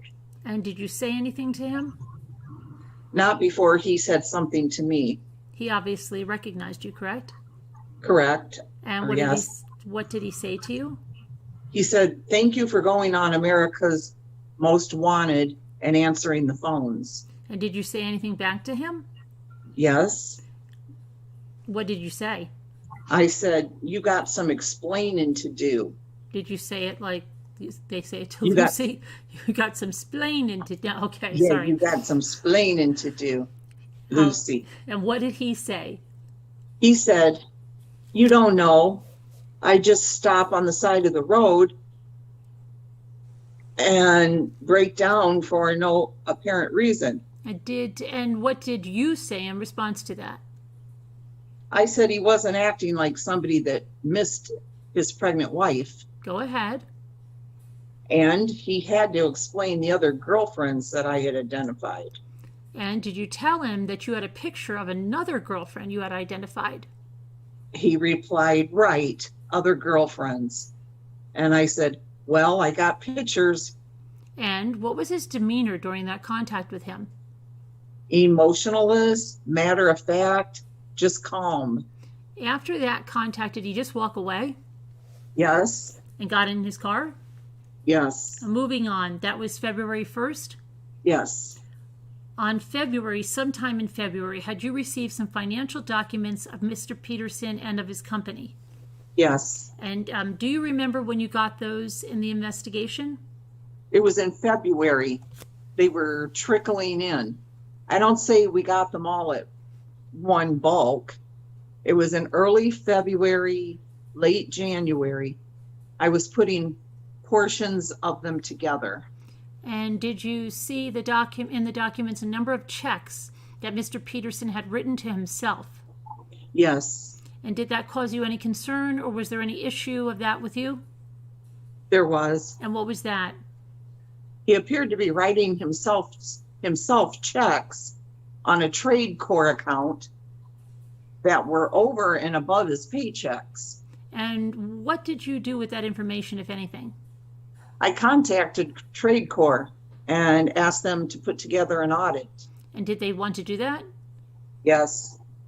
Trade Corp is a company? Objection as to what Trade Corp wanted to do. Motion to strike. Sustained. He gave Trade Corp the information. Then what happened?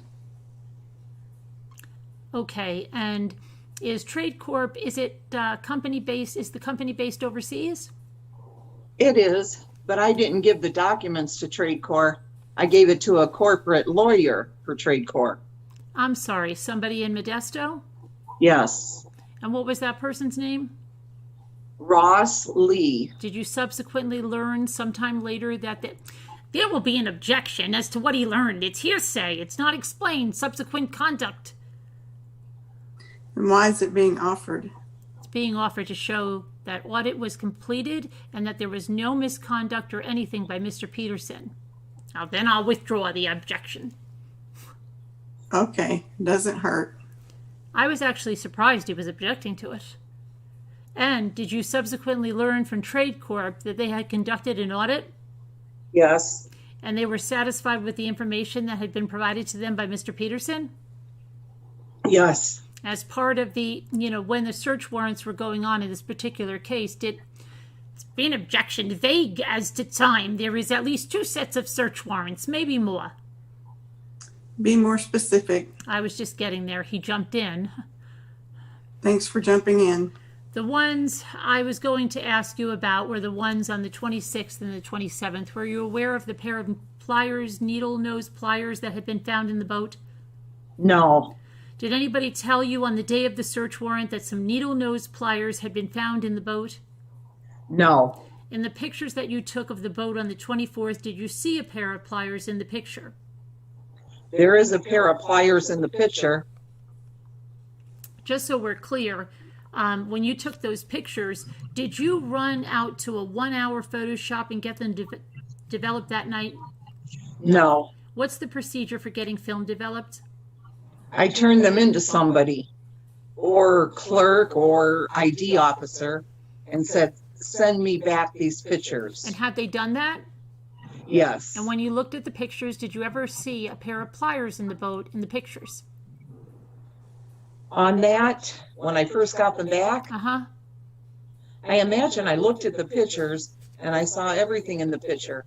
But did I see a pair of pliers? I don't know. Okay, I guess the pliers didn't jump out at you as anything particularly significant.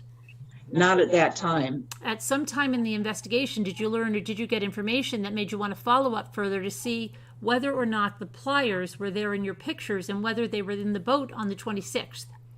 Yes. And tell the jury about that. When did that first become an issue? On February 11th, Detective Grogan and Sergeant Zaire and I were in a conference room, and we were just looking at every picture, going over what was going on in the case, and we came across a picture of a pair of pliers with a hair in it next to a placard. All right, let me stop you there. Next to what? A placard, the 144. And the jury has seen some pictures of the placards in them. Are you talking about those little yellow stand-up plastic items that you use to identify evidence items? Yes. And as you were looking through the pictures and you saw the picture of the pliers, and what happened next? Well, it was taken on the 27th from a pliers from the boat. So I went and got my photos that I took on the 24th to see if I could see those pliers in my photos. Could you? Yes. And where in your photos were the pliers? They are under one of the seats. You can see the yellow handles of the pliers. And did they locate a similar picture from the search warrant that was taken on the 27th that showed where those pliers were located during the search warrant? Yes. And where were they? In the exact same spot. And so you went back and did you take a picture of just the pliers? Yes, we were looking at one with the pliers and the hair in it, and we were looking at it with a magnifying glass. We were trying to figure out if it had a root on it. Hold on, let me stop you. Why did you, in your mind, why was it important to see whether or not the hair had a root? Well, we wanted DNA from that root, and We wanted to know if that was Lacey's hair. Kind of an exciting moment. And what happened next then? Couldn't tell. So we waited for the detective that recovered the pliers to come in the next morning. When he got to work, we asked him, was there a root on that hair? And who is this detective? Dodge Hendy. And what did he say? Objection, hearsay. It goes to explain what they were doing, Judge. Doesn't lead to it. All they got to do was explain what they did next. The question was there a root on the hair? If he had a conversation with the detective, based upon that conversation, he did X, Y, Z. Okay? Okay, so you had a conversation with Detective Hendy? Yes. And did he look at the picture also? Yes. And was anybody able to determine whether or not there was a root on the hair based on the picture? No. So what happened next? We said, let's go look.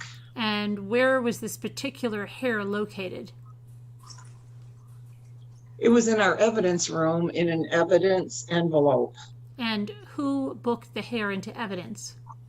Detective Hendy. And so what happened next? We went over to the evidence room. We checked out that item of evidence. I got a sterile piece of paper, set it on the counter, opened up the envelope, and dumped it out. And when you say it was in an envelope, was it just explain the envelope that it was in? It was in a small, like 144A for the item, and that was the hair. And when you went to the evidence room, where did you look at the hair? What portion of the evidence room? Sorry, I was just laughing at the cat in a bag. Oh.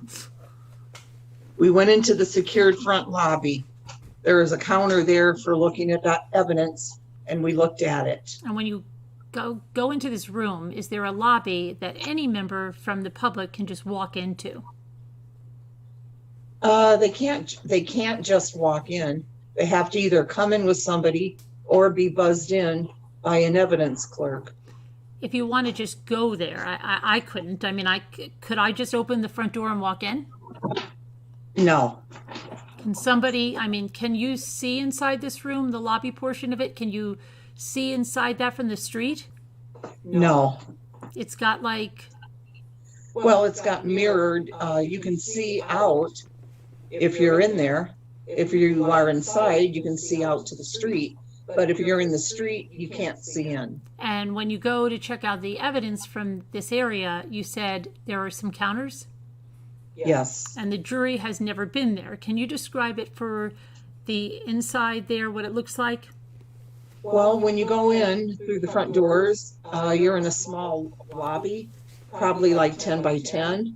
There's a door, a solid door that leads into the back that nobody can get in unless you are an evidence clerk. Then there's a small window that 2 foot from the wall is all the way around the room. Then there is also a table in the room. Okay. Have you viewed evidence items in that area in the past? Hundreds of times. In other cases? Yes. So you have gone in other cases, checked out. I mean, like, for example, we have a gun in this one. You check the gun out. You put it on the counter and you viewed it for whatever purpose. That's right. And so you said you went there, you checked out at this particular item, right? Yes. And did you actually collect this particular hair? No. Were you present when it was collected? No. I mean, I did go to the search warrant at the scene, but I didn't know it was collected. I didn't see it being collected. I didn't even know about it until the 11th of February. Okay, and after Detective Hendy, who checked the hair out, after Detective Hendy, who checked the hair out, yourself or Detective Hendy? I don't remember. After it was checked out, you said you laid a piece of paper down? Yeah. Is that standard procedure for viewing evidence? Well, certain kinds of evidence. I mean, like for a hair, for example? Yeah. And then Detective Hendy opened up the envelope? Yeah. Oh, no. Did he do it or did you do it? I think I opened it. And what happened next? I dumped it out. I dumped out whatever was in the envelope onto that piece of paper. And what came out? 2 hairs. And do you know if it was 2 complete hairs? I think so. Objection. Vegas to what a complete hair is. Sustained. Can we call them strands of hair? Would that be fair? Okay, 2 strands of hair. Is that a fair description? Yeah. Okay. 2 strands of hair came out, and what happened next? We looked at them under the magnifying glass. And were you able to determine if there was a root on the hairs or not? No, I couldn't tell. What did you do next? Detective Hendy packaged them in a small box, and then he put the box back in the evidence envelope, and we resealed it. I initialed it, and we gave it back to the evidence clerk. Who was present with you when you did that? Dodge Hendy. It was yourself and Detective Hendy? That's right. And is this unusual at all for 1 or 2 detectives to go and check out evidence from a particular case and view it in an area where you viewed it? No. And after the hair was checked back into evidence, did you personally check it out again? No. Do you know where it went? Yes. Where was that? Department of Justice, then eventually the FBI. Okay, let's move on now. Does that pretty much cover your involvement with that particular hair? Yes. And I mean evidence item 144A, let's just call it that. Yes. On the 18th of February, were you present at a second search warrant on the defendant's home? Yes. And did you go into the house? Yes, I did. And were you involved at all in collecting any evidence from the defendant on the date, the 18th of February? I was involved. Did you, let me just mark these next 2 items, Your Honor. One is a notebook. Okay, notebook. I'm going to mark, Notebook and assorted papers. yes, A group exhibit. yes. Well, hold on a second. Let me tell them. That's going to be the first item. I'll tell you about the next one. All right, that's 84. And then 84A, Your Honor, is going to be a copy of a page from the group of notebooks, group of notes. Be a group exhibit. How many pieces of paper you got? There is a number of pieces of paper. I think we're only going to deal with 84A now. All right. And Mr. Gergos, have you seen this? No, but we have agreed to do is they are going to introduce 84A precisely, but I have not seen 84. Just for the record, Your Honor, this has been booked into evidence for quite a long time. I'm going to do the same thing, Your Honor, with the next exhibit, which will be 85 and 85A. All right. What's 85? 85 is a day planner for 2003. Mark the envelope also so the clerk can keep them together. The day planner and envelope? And 85A is what? It's a page from the day planner.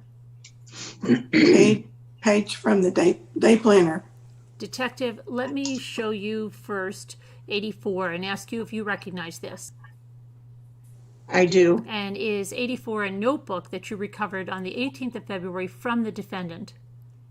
I recovered it from his truck. It was in a duffel bag in the front seat on February 18th. Okay, and what truck was that? That was his white Dodge Dakota. All right, and that's the notebook here, right? 84?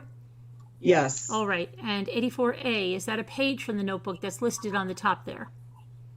That's a copy of a page from that notebook. Okay, does it have a reference regarding Amber Fry? It has a reference regarding Amber. What does it say? It says 3/28/03, important date for Amber. And did you also recover on the 18th of February a day planner from the defendant's truck?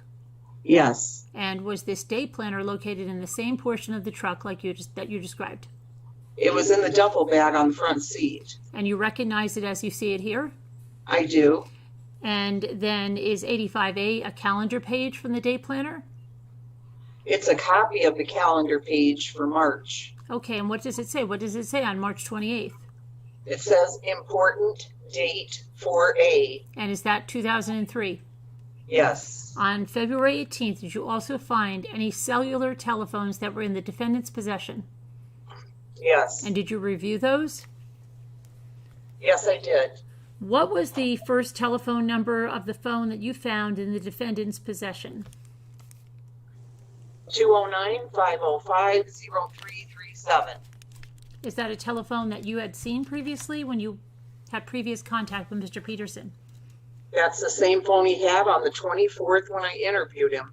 And did you review the call history for that phone? Yes, I did. Were there any calls on that particular phone that you remember to Amber Fry? Can I look at my report? Did you note those in your report? Yes, I did. Go ahead. So I understand, Detective Broschini, you are referring to the same cell phone that the defendant had in his possession on December 24th, and you were checking that phone number to see whether or not calls had originated from that number to Amber Fry's number. Just so we're clear, on the 24th, he had this phone. On February 18th, he had it again. So I looked at it again. I went through the call history and any calls received, dialed, or missed. And I wrote down the phone numbers to see if any of them were for Amber Fry. From December 24th on? No, only these phones.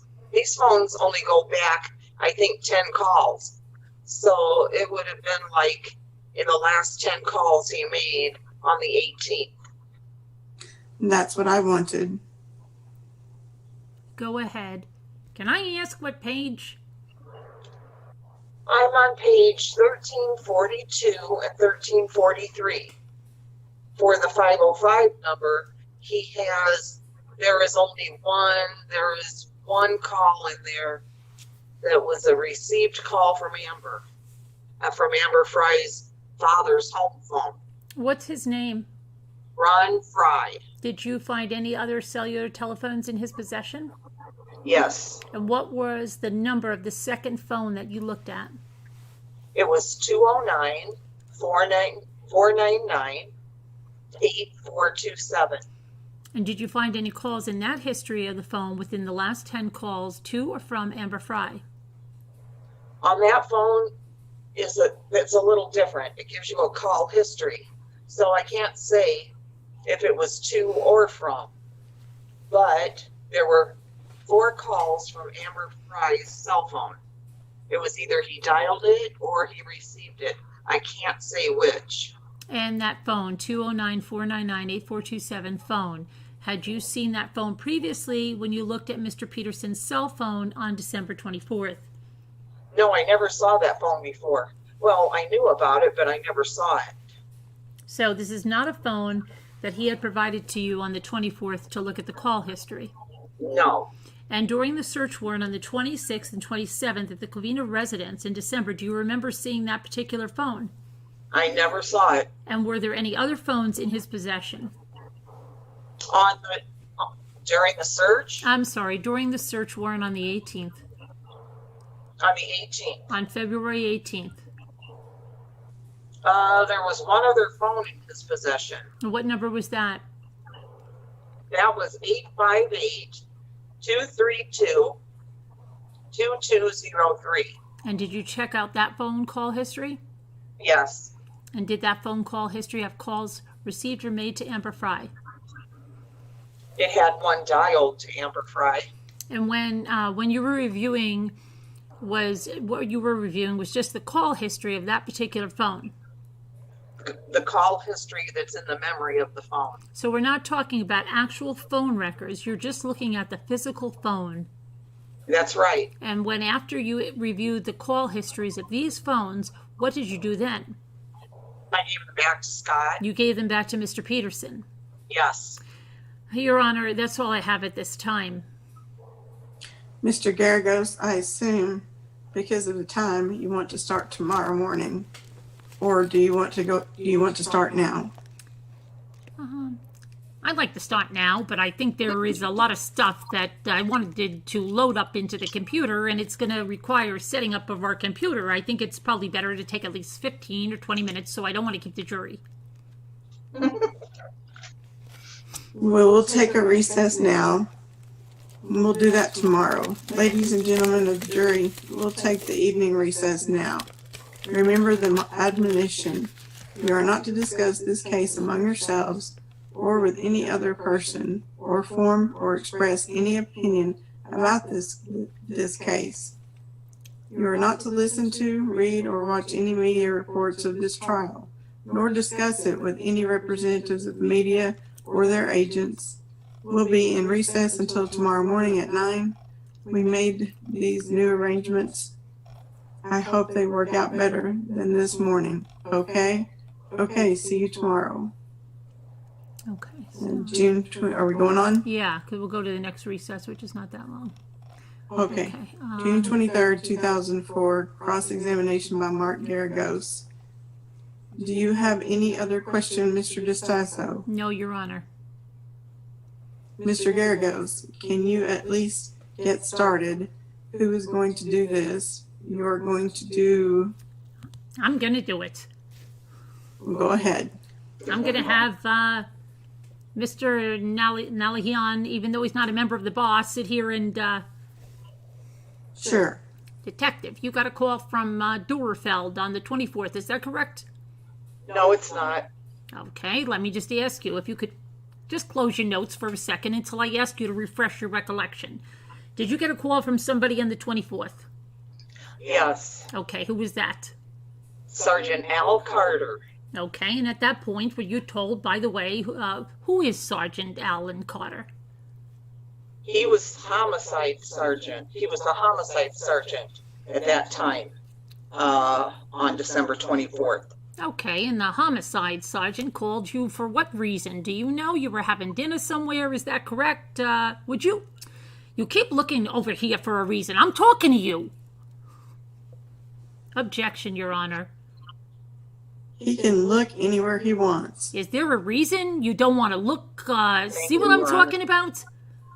Objection, it's not relevant. Sustained. The call you got on the 24th, what time was that? 7:30. Okay, and then you proceeded to go where? 523 Covina. What information was given to you by Alan Carter before you went to 523 Covina? The patrol was out on a missing person case. There was some patrol cars that had some suspicions about what they saw, and they required assistance of a detective. Okay, and you got there, and then you had some kind of briefing, or is that correct? Yes, it is. And that briefing involved talking to Letzinger, Spurlock, is that correct? Yes. Who else? Duerfeld and Evers. Okay, and the things that you found to be suspicious, that they told you they found to be suspicious, were 2 mops outside of the door, correct? Yes. With a bucket. Yes. And some white rags on a washer and dryer. Yes. And a throw rug that was scrunched up. Yes, and additional things. And those were the physical items that they found to be suspicious, correct? Physical items that they observed at the house that they believed were suspicious. Yes. Now, if it took you approximately how long to get from wherever it was you were, don't tell me the location, to get to the Covina address? Took me about an hour and a half. And when you arrived there, what was the scene? Who was standing out front? Before I arrived, there were officers outside. They had made sure nobody went inside the residence. I directed Sergeant Duerfeld to post an officer there and don't let anybody in and out of the house. When I got there, there was 4 patrol cars, a sergeant, and there was a lot of friends. And I assumed they were friends and family of Scott Peterson in the street and in the driveway. I saw some coffee pots in the driveway. I was pointed out. Scott Peterson was pointed out to me there. Okay, and now when you arrived there was some yellow police tape up? I don't recall. Okay, do you remember if Dorfeld was the one that was out front? Dorfeld was out front. They were all out front. All the officers were out front. Nobody was inside the house. Not when I got there. And Scott Peterson was not inside of the house? That's correct. And at that point, when you got to the scene, did you walk through the house with the officers or with two officers at that point? After my initial briefing, I walked through the residence. The initial briefing was with these gentlemen that you just caucused together. You caucused together, and then you went in with who? I went in with Evers, and I don't know if we caucused because I'm not sure what they told me was happening. They told me all the suspicious things they saw and suspicious things they heard. Then I walked in with Evers and Spurlock, I think. Okay, and then when you walked in with Evers and Spurlock, did you take Scott Peterson in with you? No. Okay, you walked through the house. They showed you what, the mop bucket, bucket and mop, right? They pointed that out. Suspicious bucket and mop, and they showed you the suspicious white towels, correct? The mop and bucket weren't suspicious. It was the wet cement around the mop and bucket that made it suspicious. The mop and buckets were suspicious enough that you took them in as evidence. Wasn't that correct? That's correct. And you didn't take the wetness around the cement now, did you? I didn't take the wetness. It was dry when I got there. Okay, so when you got there, there was no wetness? That's right. Okay, and when you got there, you thought that the mop and the buckets were significant enough because you directed somebody to take those into evidence so they could be tested, correct? Correct. And did you think that these white rags were suspicious? I thought the white rags were suspicious. The fact that you thought the white rags were suspicious is because they appeared to not have cleaned any surface around the house. Isn't that correct? I couldn't tell the surface. They were dirty, grassy. I couldn't see a surface that they could have cleaned in the house. And so they were suspicious to me. They were suspicious. You also thought it was suspicious that somebody would go fishing and throw their fishy-smelling clothes into the washing machine. Objection, Your Honor. Calls for speculation. Defendant he was told they were wet, not fishy smelling. Well, he hasn't testified yet. He hasn't. So, I mean, the testimony that you're referring to is of another witness. He presumably has been excused. Is not referring to the statement. All right, I'll let you ask the question. The clothes smell fishy to you? They were clean, Your Honor. They were through the wash cycle and spin dried. Ask the next question. How did you know they were spin dried? Did you see that happen? No, but they were all stuck to the sides and, you know. Did you use your detective skills to figure that out? No, I used I washed before. You put clothes in the washing machine, and I'm 46 years old. So I used my skills. Do you think it's gone into the narrative yet? I think this would be a good time to take the recess so everybody sort of calms down. Okay, let's take a recess. We'll come back at 1:30 and then we'll all calm down and then we can go do it by question and answer. Well, I would ask that he be admonished to respond to the questions as opposed to a narrative. And just answer the questions, all right? We're going to take the recess. I'm going to admonish you again. You are not to discuss this case among yourselves or with any other person or form or express any opinions about this case. You are not to listen to, read, or watch any media reports of this trial, nor discuss it with any representatives of the media or their agents. Remember, okay? Sorry. Going to excuse you. We'll see you back here at 1:30. Recess. Okay. Well, okay. All right. This is the case of People versus Scott Peterson. Let the record show the defendant is present with counsel and the jury is in the jury box, along with the alternates. And Mr. Garagos, Thank you, Your Honor. I think we provided the last question and answer. I did. I'm going to have, once again, if I could, I'm going to have Mr. Nahalian, whatever, up here. Yeah, that's okay. Okay, Rafi, can you put up the first portion that was previously marked? These are a defense exhibit you're talking about? No, the People's Exhibit, which was the videotaped interview, which is actually in the CD now. Yes, 68 and A Right. is the transcript. Right, I'm going to publish it if it's okay with the court. We've got certain excerpts of that. Yes. I don't want to replay the entire thing. I just want to just take out certain things I think that will make it a lot quicker. Okay. You want to move it into evidence. Is that what you're saying? I don't think so. So I think that we can just stipulate that I'm just going to show excerpts from it. You're not going to. You're just going to show little snippets. Yeah, little snippets of the interview. Okay. Yeah, that's no problem. For the record, Judge, I have not seen what he's going to show. Well, I believe it's the tape, It's the tape. the DVD tape that, But I haven't seen what he's pulled out or anything else, so I'm assuming it's pulled out sections for the one we used yesterday? Yes. yes, that's my impression. Now, the interview, let's see. You've got to the Covina address and you spent some time there with Scott. Scott, and you went over to the warehouse, correct? Yes. Okay. And then you left the warehouse and you went back to Modesto PD, correct? No. You didn't go to Modesto PD. Well, I stopped at Ditto's on the way back to Modesto PD. All right. Eventually, you got to the Modesto PD, right? Yes. And then at some point, you left your notebook back at the warehouse and you had to go back to the warehouse, right? Yes. And then you went back to the Modesto PD again, right? Yes. All right. Mr. Nalhian, if you can show me, can you get that portion up?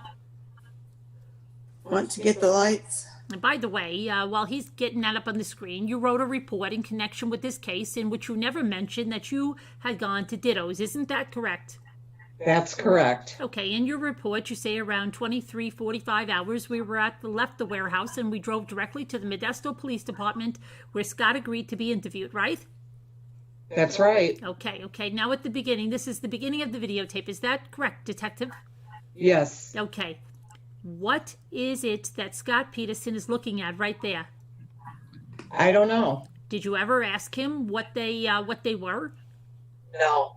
Did you know what they were pictures of, or if they were pictures of him and Lacey Peterson? I don't know what they were. Did you ever review the tape? I've reviewed it a bunch of times. Okay, and in any of those times, did it occur to you to ask or inquire as to what he was looking at? No, it didn't look like pictures to me, though. It didn't look like pictures. No. Can we play that, Rafi? No. Okay. Now this is the picture was before he came into the room, right? Yes. When he came into the room, he put something into his pocket, correct? Yes. Okay. Did you ask him what that was? No. Okay. Now, after he came into the room, you said, I guess, basically, this subject of the interview, if I've got it right, you were apparently at Covina at about 9:30, right? I arrived at Covina at 9:30. Okay, sometime after that, you are introduced by one of the officers to Scott Peterson, right? Yes. With the exception of when you go inside of the house alone with either Evers or Spurlock on one of the other officers, you were pretty much in the company of Scott Peterson for the next 3.5 hours. He was with me, yes. Okay, and you were having a conversation with him at that particular period of time, correct? Yes. And you were not, it's your testimony that you were not taking notes, is that right? If you were taking notes, it was sporadic. I took some notes, but yeah, I didn't take a lot of notes. Okay, and by the way, where are those notes? They're destroyed. Why did you destroy the notes? I destroyed them on December 25th or 6th. Okay, December 26th. Did those notes, were they prepared by you contemporaneously with, at the same time with the conversations that you were having with Scott? The ones in the interview were. Okay, how about the ones before that? The notes before that were mainly, I took some notes of times I arrived, what the officers told me, serial number on the gun, the phone numbers I wrote down, the phone numbers from Scott's cell phone. I wasn't taking notes of what he was saying. Okay, so you came back, and when you interviewed him, you went to have a formal interview where you can take notes, where it's videotaped, and you can chronicle everything on tape. Is that correct? No, not everything, but Well, write a report so that I could remember what happened, and I can sit here and explain it to you and the jury. okay, so one of the first things you asked him was, tell me about your morning. Is that correct? Can I look at that transcript? Sure. Mr. Garagos, you want to circulate the transcript to the jury so they can look at it? Well, what I'll do is I'm going to take out bits and pieces, and I'm going to show it up on the screen rather than pass it out. I noticed yesterday sometimes it's disconcerting to read and try to look at it on the screen, so I'll just put it up on the screen at the same time. That's not what I first told him when I sat down there. Well, you said pretty much, Scott, all we do, let's just go over what we already talked about so we can make some notes. That's right. See if you remember something that you know. Maybe you don't know you remembered. So today, just tell me about that morning, correct? Yes. And Scott replied, I don't know what time we got up. Probably Lacey got up and I assume she had some cereal for breakfast, right? Yes. Okay, and then you kind of mumbled something of, and then he responds, eats right when she wakes up, otherwise she gets sick because she's pregnant. I laid around in bed a bit longer. I don't know, I got 8 o'clock or something, and I showered. We were watching her favorite show, Martha Stewart, and we watched a little bit of that. Is that your memory of what he told you? Yes. And you specifically said you didn't watch the whole thing, though. No, I asked him. That's a question. Well, but you had already talked to him before, and he had said that he had not watched the whole show, correct? I don't recall. Well, when you asked him the question, you didn't watch the whole thing, though. Where did you get that information? From what he had just told me. He got up, watched a little bit of Martha Stewart. All right. Or watched some of her favorite show. And you specifically asked him, you remember what part you saw, is that correct? I asked him that. And he said, I don't know. I don't know what they had on, some cooking deal.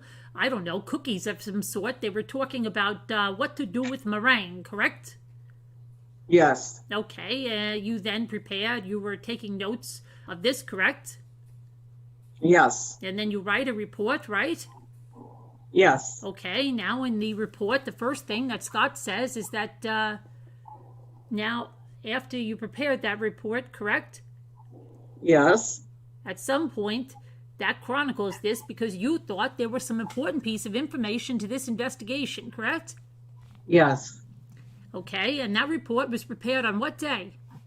The 25th. Okay, and in that report, do you remember what you said? No. Does this refresh your recollection from 1225 report? Remember, Martha Stewart was baking something with meringue. So I went, I don't know, they had cookies of some sort. They were talking about what to do with meringue. And in your report, it says, Peterson said Martha Stewart was baking something with meringue. Is that correct? I didn't quote it like that, but that looks correct to me. Well, the report I've got right there, do you have any reason to believe that's not straight out of your report on 1225? No, that is, I remember that, but there's no quote marks in my report. Okay, this is a direct sentence out of your report, right? Yes. Your Honor, I'm going to object. This is improper impeachment to show. Put it up like this. He can show the report to the detective and then ask the detective if that's the way he wrote it or didn't write it. But this is not the proper... No, I think it's all right. Go ahead. Now, that piece of information became significant because you wanted to get the Martha Stewart shows themselves from the, I guess it was the Martha Stewart Living Company, and that's what was marked as and yesterday, right? That's correct. Okay, and you wanted to get these shows because you wanted to be able to either, I think you said yesterday you wanted to eliminate him as a suspect, correct?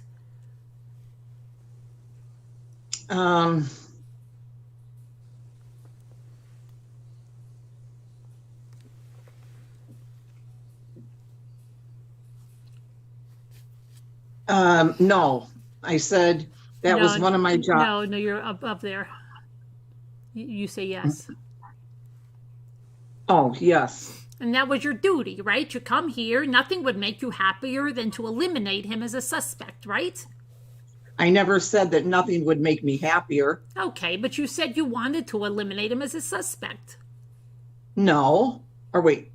Yeah, you're right. No, I said that was one of my jobs. My primary job was to eliminate him as a suspect. So, by getting the significance of the Martha Stewart portion to see if he was at home watching Martha Stewart sometime on Christmas Eve morning, correct? That's why I did it. Okay. And so what's the next thing I have on here? Okay, you sometimes, I think Mr. DiStasso asked you this in January, late January, you get these tapes, is that correct? January 17th. Okay, and then I assume you put these tapes into a tape player and you watch them. Yes. And you ordered, what did you order, both on the 23rd and the 24th? I don't know. I wanted to see what he was talking about. I wanted to see if what he was talking about was on the 23rd or the 24th. Why didn't you order the 20th? If I had to, I would have, but I didn't think it was necessary at that time. Okay, of all the days in December, how do you pick the 23rd? 2 days. Well, by this January 17th, you talked to Margarita Nava, right? By January 17th? Yes. By January 17th, you knew that he wasn't home on the 23rd from your interview with Margarita Nava, correct? That's correct. Okay, and you still picked the 23rd? There's TVs everywhere, Mr. Garagos. I don't know. So you don't know. You thought maybe he had gone out and part of his grand scheme and watched Martha Stewart somewhere else. Objection. It's argumentative. Sustained. Well, what you put later. There's an objection, Judge. I ruled on it. Sustained. That's why I ask another question. I'll have to sit closer to the microphone. To the microphone, exactly. Pull it close. You had made a leap that he was describing in your reports. You said he was describing what had happened on the 23rd. Isn't that your statement in the reports? Yes. And that's what I thought. No, excuse me. Okay. That's you. That's what I thought. Okay. Well, by the time you wrote your report on the 21st, you already knew he wasn't home on the 23rd. I wrote, yeah, I know. That's right. Well, let's just take a look at your report on the 24th. The report on the 24th, specifically you say on 12/24/2002 from the beginning, including commercials. Is that accurate? Yes. And Martha Stewart baked lemon butter cookies during the first, and then during the second segment, there was no mention of any meringue during any of that show, correct? That's what I wrote. Okay, and there's several times during the show that Martha Stewart commented on it being Christmas Eve, right? Yes. Okay, now that information was known to you or you thought was very significant, correct? That's why you wrote it in the report, right? Yes. It was a very important piece of the puzzle, I thought. Oh, that's you, I'm sorry. It was a very important piece of the puzzle, I thought. Okay. Also on that date was you had already interviewed, or somebody from the Modesto PD had interviewed a witness at Scott's warehouse. Isn't that correct? Pruhan, I believe his name was? I did. Uh-huh. I did. Okay, you did. Did that witness tell you that Scott was at the warehouse on the 23rd? Yeah, but he wasn't positive that it was the 23rd or the 24th. And did you see a TV when you were in the warehouse? No, I didn't. Okay, so were you aware on the 23rd or by the time you wrote the report that Scott was apparently not at home, according to Margarita Nava, on the 23rd? I'm sorry, it was Ron Prater. Ron Prater is the name? Pruham, or something similar to that. Or no, yeah, Prather. Prater? And I'm referring to report 1228. Is that correct? I've yellow highlighted the pertinent part. I don't know. The date's not there. Was it the 28th? Right on the bottom, it says 1228. Oh, when I wrote it, yeah. All right. So by 1228, within 3 days of you being assigned to this case, you had a statement from Prater who said that he saw Scott and his truck was parked out front and he was already there by 8:30, 9 o'clock, correct? Not correct. He wasn't sure if it was the 23rd or the 24th. And you were sure that the 23rd he wasn't at the house because you talked to Margarita Nava, correct? Objection. It's been asked and answered. Sustained. Now, after you prepared this report here on the 21st, and then you wrote in the same report, I find it highly suspicious, first, that Scott Peterson would describe clothing to me that Lacey was wearing on 12/24 as the same clothing she was wearing on 12/23, and you might find it suspicious that Scott Peterson would claim to be watching Martha Stewart with Lacey on 12/24 while Martha Stewart was baking with meringue. And then your conclusion here is there is no meringue mentioned on the show 12/24, correct? That's what I wrote, but I was wrong. Okay, you had sat down and you had watched this tape, correct? I sat down and watched it. Okay, and then you sat down and you wrote the report, correct? I wrote this. I probably wrote this report sitting down. Right, and then that was probably on, do you know the date? It was also the 21st, wasn't it? No, I don't. The bottom here, January 21st. Do you want me to look? Yeah, go ahead. Yeah, go ahead. Oh, sorry. Okay. It looks like it says right on the bottom. You see where it says? Yeah. You wrote to 012103. Can you see that far? I can. And now after that, you gave me the information you gave that information to Investigator Jacobson, right? Sometime after that, yeah. Yeah, and he filed the wiretap application, correct? Yes, he did. Okay, and he when he files that wiretap application, he prepares an affidavit, correct? Yes. And that affidavit is based upon what the detectives in the Modesto Police Department tell him are the results so far of their investigation, right? It's based on what the detectives believe are what's in the investigation up to that point. Okay, now contained in that affidavit, which Investigator Jacobson swore under oath, was the following statement. During your interview with Scott Peterson, Peterson claimed he woke up at December 24th and he watched Martha Stewart with Lacey. According to Scott, the show aired on the date containing a segment about meringue. Detective Bercini learned that Martha Stewart's show is date sensitive as the date is broadcast as part of the program. He ordered and received and viewed the videotapes of the 23rd and the 24th. The meringue segment is included on the 23rd, but it's not mentioned on the 24th. Is that accurate? That's accurate. And that's what you told Jacobson so that he could swear under oath that they could get a search warrant, correct?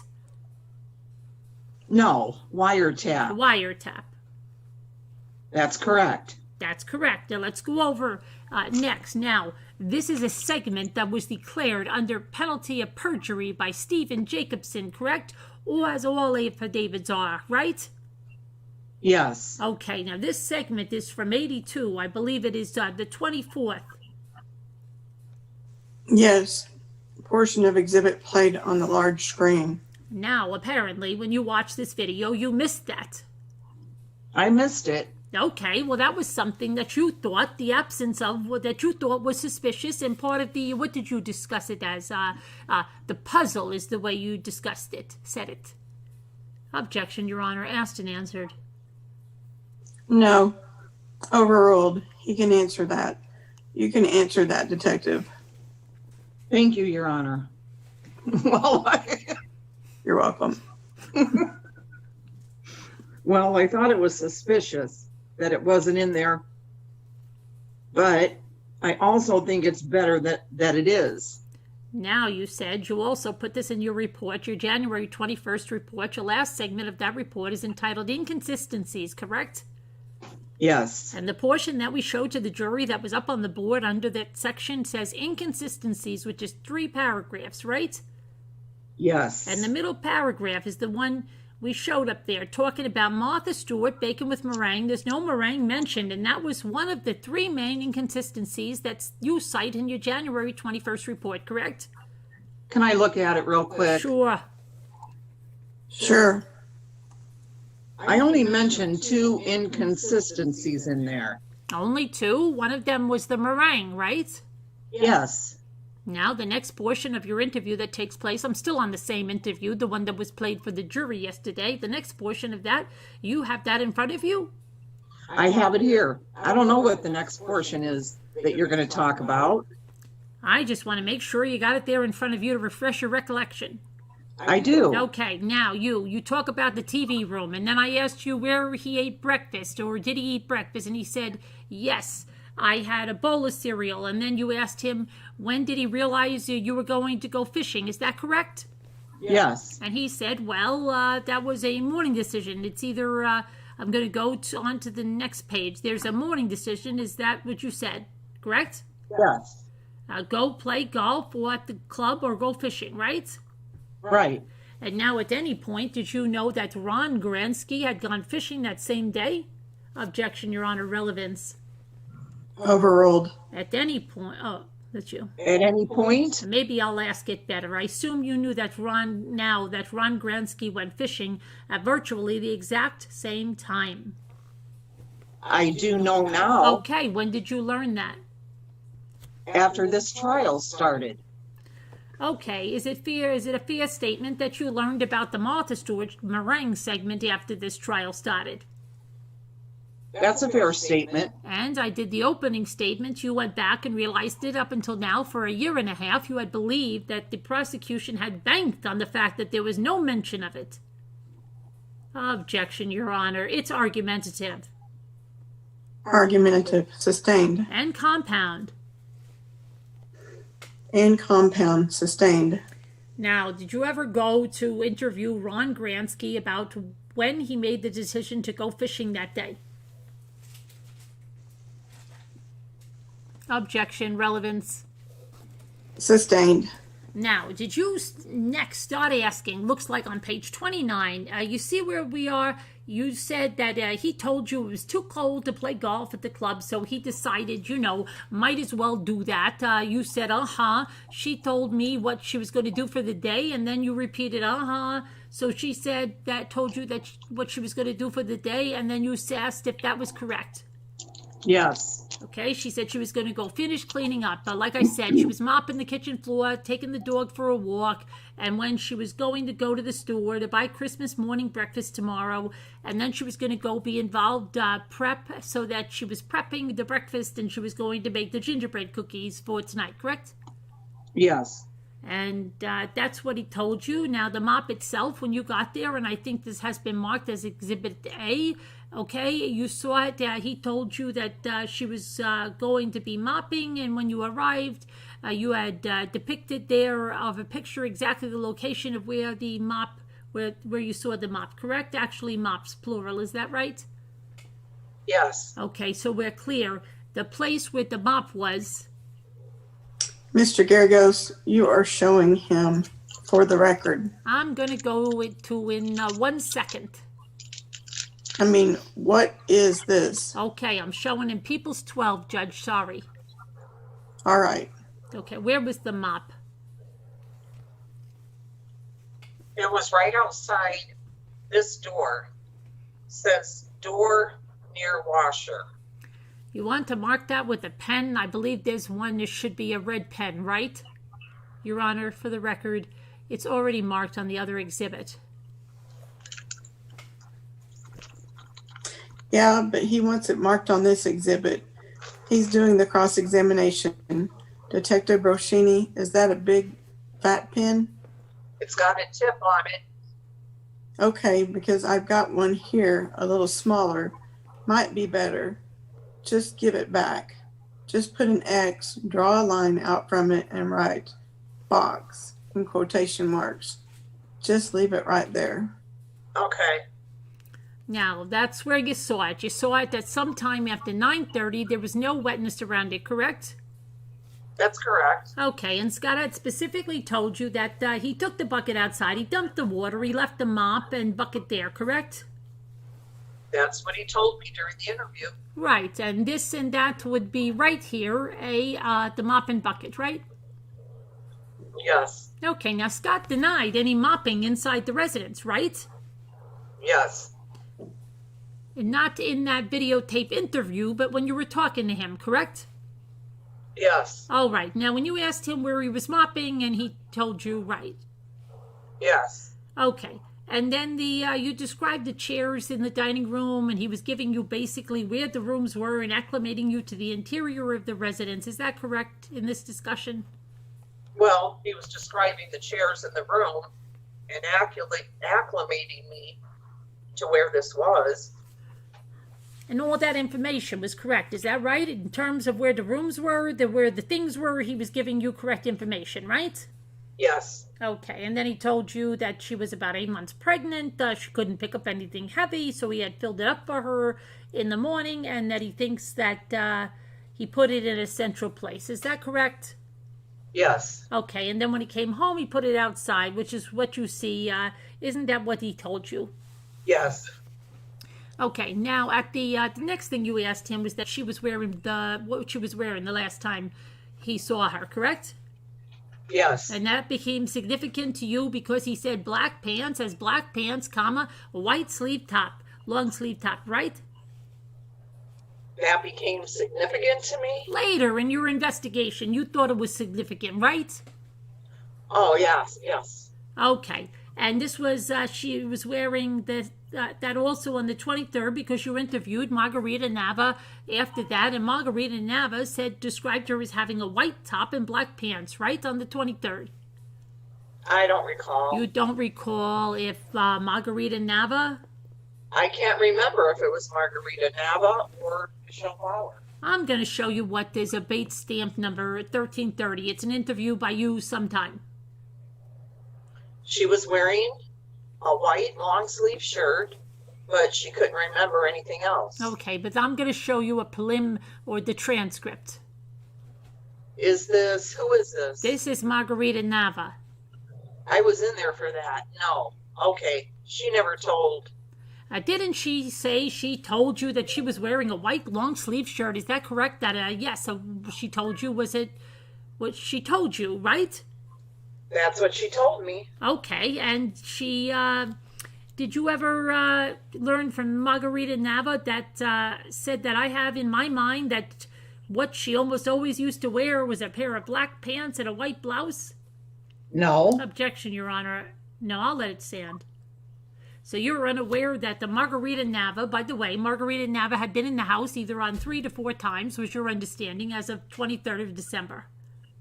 That was my understanding. Okay, and you were unaware at least, that Margarita Nava described Lacey as having worn the same outfit all 3 times. Objection. Unaware. I'm asking if she's aware. I'll withdraw it. You can answer. I'm not aware of any of that. Can you pull the microphone closer?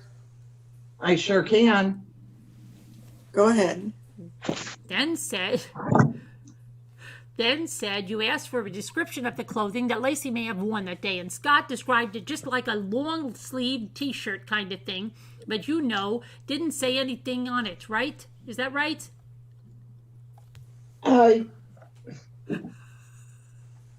That's what he said. You interpreted that as meaning a plain white t-shirt without any printing or logos. Is that correct? With long sleeves. Okay, and he asked whether or not she had on you asked a jacket or shoes, correct? Yes. He said no shoes, right? Yes. And then you asked, do you know what kind of jacket was there? Because if she went walking at 10 and 9:30, and Scott's response was, she usually steals my stuff, right? Yes. You said she uses your stuff, because instead of maternity stuff, right? Right. Okay. Now, at some point, did you see a picture of what's been labeled as People's 17? Isaiah? Oh, okay. Oh, gosh.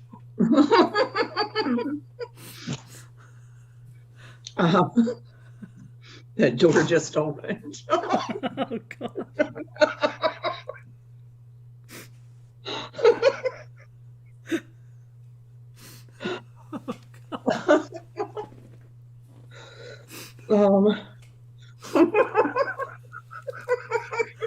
I'm glad it was Isaiah.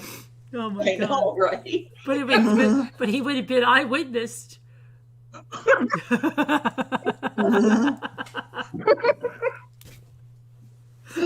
Oh, God.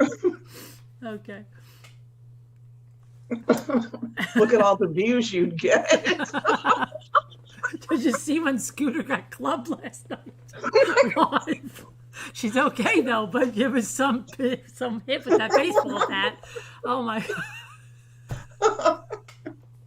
Let's watch the replay, and they'd have it on a little thing on TikTok, right? Just a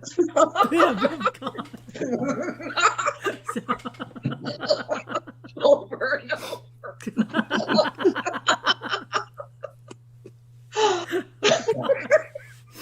That's like a good security camera. If you just stayed live, if you were home by yourself and you just had the camera in front of you live somewhere, that if somebody came around you, you'd be like, "You're live, idiot. Now everybody's going to see you no matter what you do to me." Right?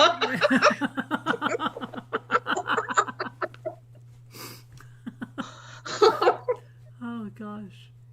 Oh, wow. Okay. So, do you know where those pajamas, those are Lacey Peterson is wearing in People 17? Do you know who those are? They're Scott's, right? Scott's. Now, you then asked Scott at approximate, you said, okay, so then around 9:30 you left, and this would be on page 4 of 29. Do you see that in the middle of the page? Yes. And okay, and you told him you drove your 4-door truck and you went over to the shop, is that correct? Yes. And he told you that he assembled his mortiser, is that correct? Yes. Now you have been to that shop, correct? Yes. Okay, Judge, I've got a picture of what I'm going to showing to Mr. DeStasso. You want it marked next in order? Yes, please. That would be O. What is it, Mr. Garagos? Defendant's O. It's a picture of the interior of the shop. Okay, are you going to call it shop or warehouse? The warehouse is fine. Okay, picture of the interior of the warehouse. I'll mark it as O. Okay, detective. Do you see the item that's marked with the placard for the number 33? Yes, I do. And that would be, unfortunately, that was about the best picture I could find right here. I see it. Okay, it's a mortiser, isn't it? Well, that's what Scott told me it was. Okay, well, did it look, it looks to me like somebody put an evidence placard next to it, is that correct? Yes. Okay, I'm zooming in on the number placard right here, the item right there in the lower left corner. Did you seize that item? Did I seize that item? No. Yeah. Did I seize it? Well, I mean, did the police seize that item when they put the placard there? Was there a point of putting a placard in your experience? They either seize something if they put a placard next to it, or they take a picture of it. I think they took it, but I can't say for sure. Okay, do you see this right here? Yes, I do. Is that a box? Yes. Is that at the box the mortiser came in? Yes. And that's got a placard on it. Yes. Okay, so he told you he had received the mortiser, correct? He said he had just received the mortiser. Okay, and do you know what right here The styrofoam. You come here. You pointed out. You got such great eyes. Oh, there you go. I'm blind as a bat. That's what that item is right there. I don't know. I could guess. Now, it looks like styrofoam. The mortiser was in, when it was inside the box that he told you he got the mortiser assembled on the morning of the 24th. Is that a fair statement? Yes. Okay. Now, you can see, I don't know if you can, I'm the last guy to ask this question, but do you see where that says Delta Woodworking? Can I see it in that photo? No. Okay, are you aware that it was the Delta was the woodworking manufacturer that shipped this box to him? Yes. Okay, are you aware that Scott was on the computer that morning on the 24th, right? That's what he told me. Okay, did you have somebody go and look at those sites that he visited that morning? You had a computer expert do that, right? Somebody did that right. And did they show you that at 10:49 he was at the Delta Woodworking site? No. And I've got another. I'd like to mark the item and show it to him as P, Or you want to mark it? which is a 2-page Internet Explorer browsing history for 12/24/2002, which shows Scott Peterson using username and URL as being www.deltawoodworking.com. Marked P. Thank you. I've got another picture, actually. Thank you. PQ, and this is the box. It looks like it's number 34. I'm going to show it to you, Detective. What does that look like to you? That looks like the box in the photograph. Okay. Defendant Exhibit Q marked. Do you see that appears to be the Delta box, doesn't it? Yes, sir. That the mortiser came in, correct? Yes. And that was on what? 12/27, it was still out in the warehouse, correct? Yes. Okay, and the shipping instructions were there. It looks like styrofoam was still in the box, or the bottom half of the styrofoam still in the box, correct? Yes. Okay, now that Scott said, or you asked him, you went over to your shop. He said, right. What did you do over there? He said, I assembled my mortiser. You know what a mortiser is? He asked you, right? Yes. And you said, no, you didn't know what it was, right? Right. And he said it's a woodworking tool to make tables. Maybe you saw it on the trailer there. Yeah, big. And then he, in the videotape, you see him use his hands, right? Kind of illustrate how big it is. Yes. Okay. And what he says on the table there, you knew that he was referring to this table right there where the picture was taken with it. With the mortiser on it, correct? Yes. Yes. All right. Now, he told you that I just got that, so I assembled it. I checked my email. I sent one email. I hooked up the boat, and he said it, and he went. Is that correct? Is that what he told you? Yes. Okay. Did you check the information on the internet browsing to see if he sent an email? No. You never did that. Did I check? Yeah. Did you check, or did you have someone check? Well, You asked somebody to do that, correct? I don't know. I don't think I asked anybody to do it, but I knew it was being done. You also found, when you went to the warehouse, some paperwork. Is that correct? I didn't find any of that. Did you see this paperwork? No. You never seen it? No. Oh, my gosh. Okay. Your Honor, what day are we talking about when you say he went into the warehouse? You've been in the warehouse both on the night of the 24th and on the day the search warrant was executed, correct? Yes. And on either one of those days, did you see those instructions? I've never seen that. Then you asked him, Scott, who did you send an email to, correct? Yes. And he said to Eric Van Innis.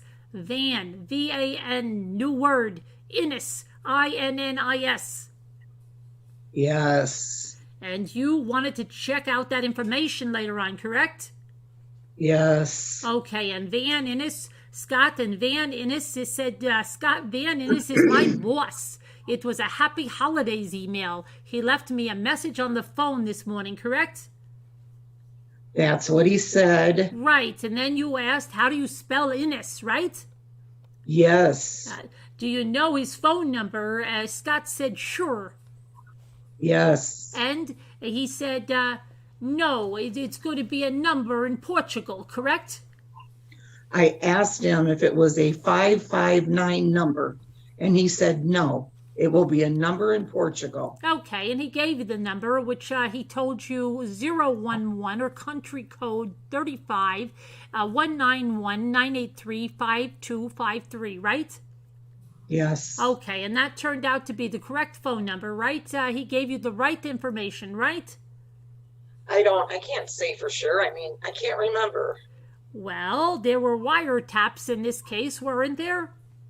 Yes, there were. Okay, and in the wiretaps in this case, they picked up a phone call, an incoming call from an Eric Van Innes, didn't they? And I'm showing you Bates numbered stamp 21265. This will be the first time I ever saw this, but if you want me to compare that number. Sure, you know the wiretap document that I'm showing you. You know what appears to be right. That appears to be right. I've never seen one of these before. Well, does the incoming number match the number Scott gave you for Van Innes? Objection, Your Honor. He doesn't have any foundation to say that. He just asked him if the numbers match up. The numbers match up. Right, and the number is identified as an Eric, correct? Yes. Okay, I'm going to mark that as People's Next defense in order.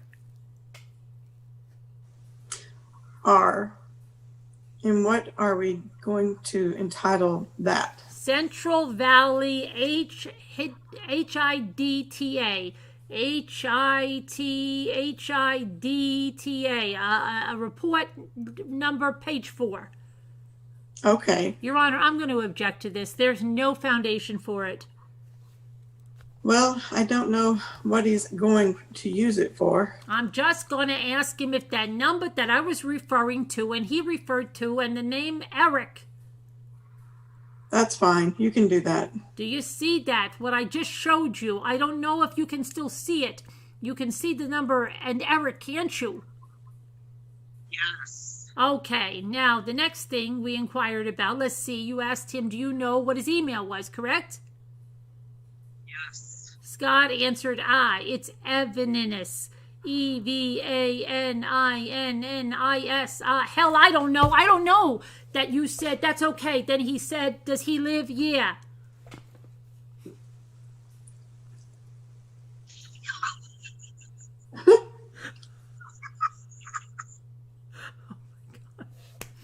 Scott answered, it's Evan Ennis. No, hold on. Okay, and then you went back to the discussion of you assembled this thing. Oh, wait a minute. Wait, did he say that again? We missed that part. Does he live? Yeah, Portugal. Speak English. And Scott said, yeah, bearable. He's a Belgian guy, right? Yes. Okay, and then we went back to the discussion of you assembled this thing. What's the thing you assembled called? And he told you it was a mortiser for mortise and tendon joints, correct?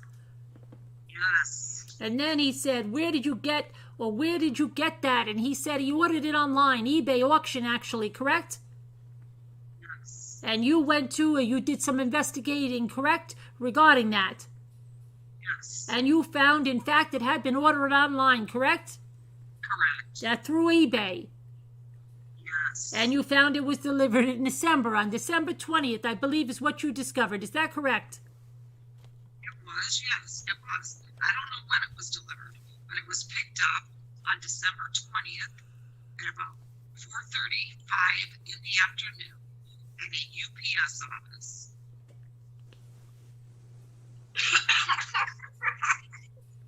You sound so funny.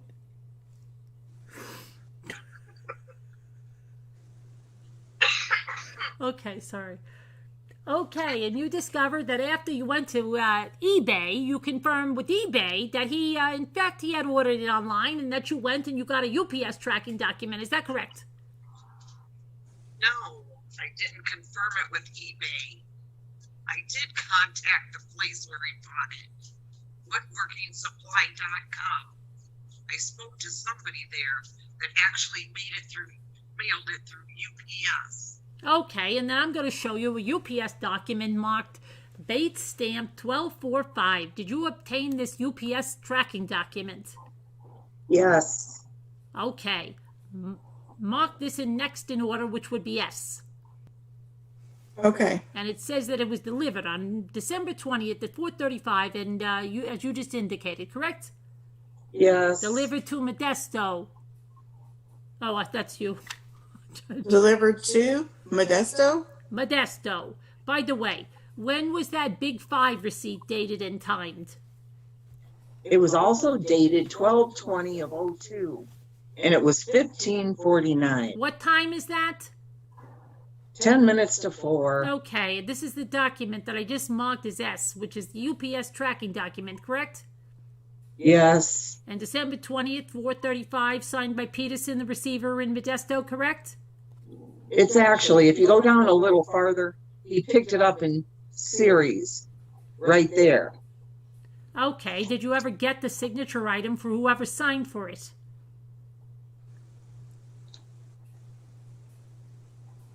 No. Now, he told you after that, he talked about the eBay auction. Actually, then you changed and you went to the facts that you had talked about with Mr. DeSasso, that it was in the warehouse itself. Is that correct? Yes. Okay. Can you point out and then write, if you've got a big red pen, that same red pen, where the fax machine was? It was on where the machine was? The machine. Just put an X, draw a line out from it, detective, and put fax in quotation.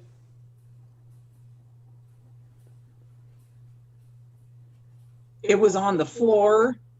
It was on the floor side of the desk. It will be on the north wall. The floor on the side of the desk is where the machine was, correct? Right. Okay, and specifically the fax, as you say it, that the fax you got, you hadn't got it yet, or Scott said, I guess not. I don't know. I can't remember when I picked it up. Okay, Scott, I remember they said the boat was arriving on the 26th. I wasn't happy about that either, but other than that, it might have been when I got back to the office. Is that correct? Yes. We need to check in the chat. Oh, dear. We got a problem with the jury. What's going on? I'll stay right here so I don't lose my Okay. place. Oh, my chat's going to catch up now.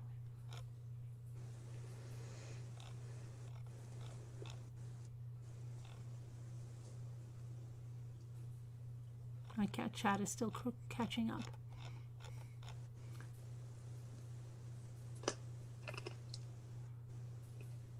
So far, I'm still okay. So you have the end with Augie. Yes, autocorrect for me too. FoxyBot, Carol Clark. It's okay. Glad that was Isaiah Scoots. Maybe I'm still far behind in it. I'm back. Lost all connection. Deborah Farris. So you're all saying Gigi is lagging. When did she restart it? Don't tell me we didn't lag out. I mean, we're still on. Hold on. Are we? Everything is fine. No mods. No problem. Nightbot. Is that where you are? Is that the last thing you see? I can't see anything. I just sent you a message on Messenger. Okay. Can you get that right now or no? Mm-hmm.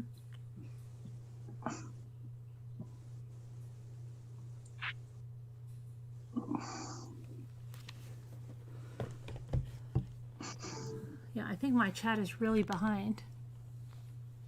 I have FoxyBot Augie. Okay, that's fine. Share. He may get off. Who knows? I think Alma's in the building. I've got to toggle my timestamps because I don't even know what.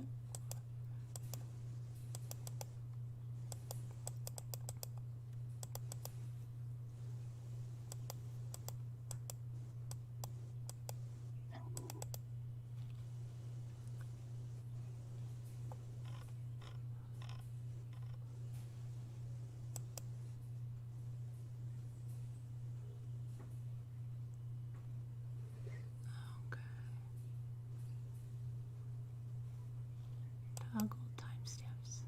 Okay. Okay. So now I'm on 4:04. And what time is it now? 4:00. What time is it? I can't see the chat. Okay, I can see the chat. Does it? I don't see anything. Like, is there something wrong in the chat?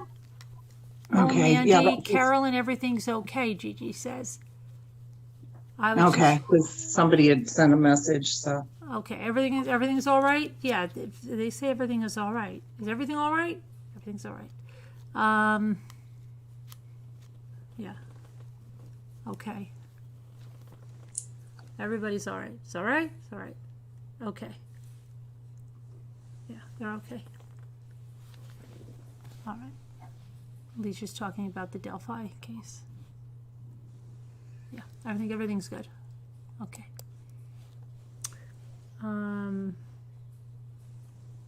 Where were we? Right. You put the X as a fax. Where were we? Garrigo's saying, okay. Okay, did I say that? And specifically the facts. Okay, and specifically the facts as you say, okay, the facts you hadn't got it yet, or Scott said, I guess not. I don't know, I can't remember when I picked it up. Okay, Scott said, I remember they said the boat was arriving on the 26th, and he wasn't happy about that. But other than that, it may have been that when I got back to the office. Is that correct? that's correct. Okay, I'm going to show you one more document. Does that look familiar to you? Yes. Okay, is that the facts? That's the facts. Mark this as defense next in order, which is T. T. And he said something about the 26th. Is that correct? Told you that he wasn't happy about the boat arriving on the 26th. I wasn't happy about it, right? Is that right? Yes. Okay, in this fax, did it have a document there that appears to have some writing that talks about December 26th? Yes. Talking about a container of fertilizer that's coming in. Yes. Okay, and does it have a fax stamp on the top there? Yes. And you have an area code right there, 201? Yes. Do you know where 201 is? No. New Jersey.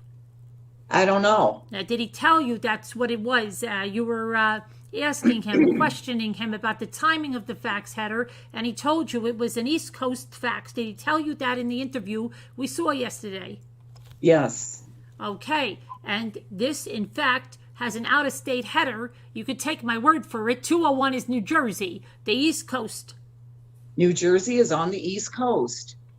I won't take your word for 201, but I don't know if it is or not. Thank you. Is this a good time to take the... Yeah, you want to take the recess? I'm going to go into another area. All right. Ladies and gentlemen of the jury, we'll take the afternoon recess, 10 minutes to 3, and pick up with Mr. Garrigos where he left off. Judge, with the two exhibits, which I didn't adequately, was it 0, O? I can tell you the ones that will NOPRNOPR. One is the purchase ticket from the pawn shop, which I showed the witness, didn't recognize it. O is the picture of the interior of the warehouse shown. Detective Bercini.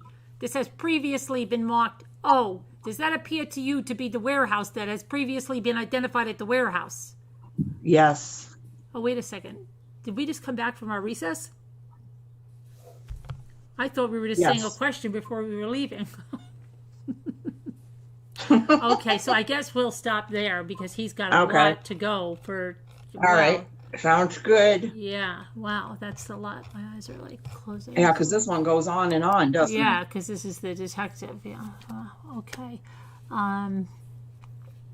Rogini. You love Big Macs. Okay.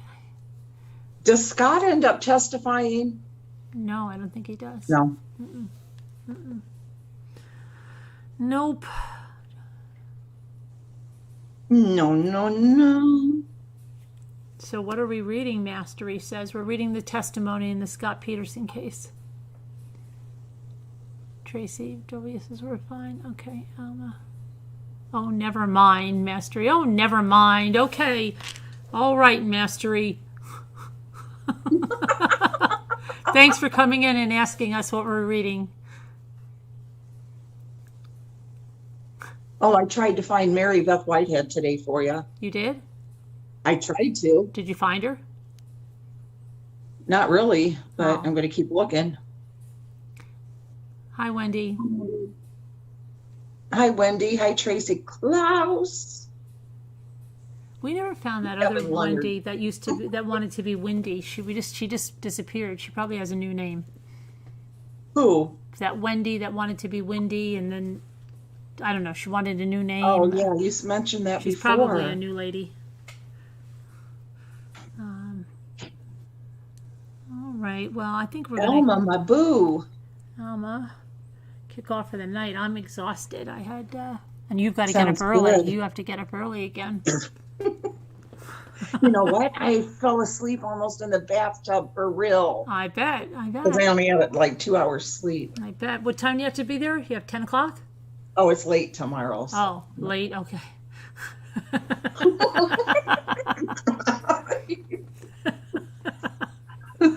Oh my God. It 2 wasn't o'clock. supposed- 2 o'clock. What? What 2 now? o'clock. 2 2 o'clock. o'clock. So she'll get up at 1:30. Mm-hmm. She'll sleep in her clothes, so she'll just jump up. I'm ready to go.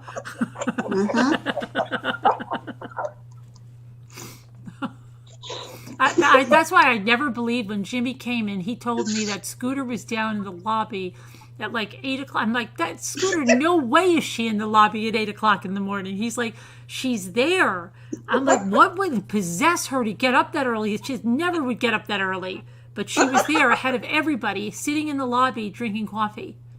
Remember, Jimmy was the one that thought that to say that I was mad. and Yeah, that she everything. was really mad. He goes, I said, she's so mad. She said she's been up there and she had to have breakfast by herself and she's been up for hours and she's been texting you and she's so pissed. And I'm like, she is not.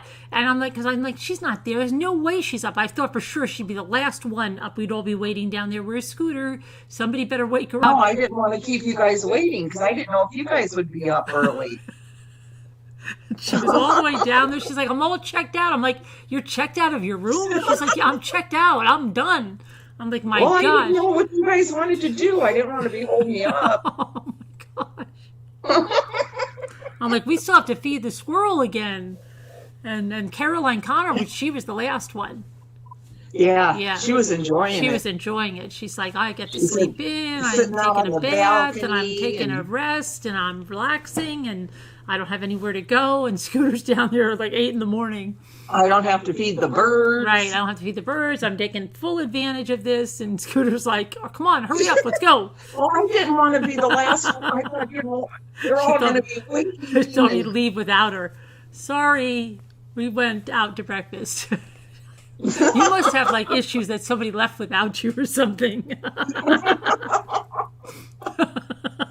No, I just like to, I don't know. When I'm, with somebody else, I wanted to. She probably didn't sleep at all that night. Oh gosh. Hardly. Wow, and then you stayed up. You stayed up the whole time in the car. Because the bed was so comfortable. The room was so nice. And I thought, oh my gosh, I'm not going to want to get up, but I have to. I don't want to, keep them waiting or anything. You could have texted and just been like, "Hey, when are you guys thinking you're going to start?" getting I up?" think I did text you and you didn't answer. Probably because I was sleeping. Probably. Caroline Connor didn't answer either.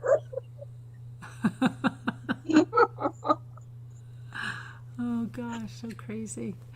Let's see. So, all right, guys, you're gonna watch the replay. Hey, Louie, Ella. You know what? We haven't seen that other Louie, the one Louie that came in for a while, and then they got into Slack, and then they left. Hi, Foxy Bot. Remember Share. that Louie person?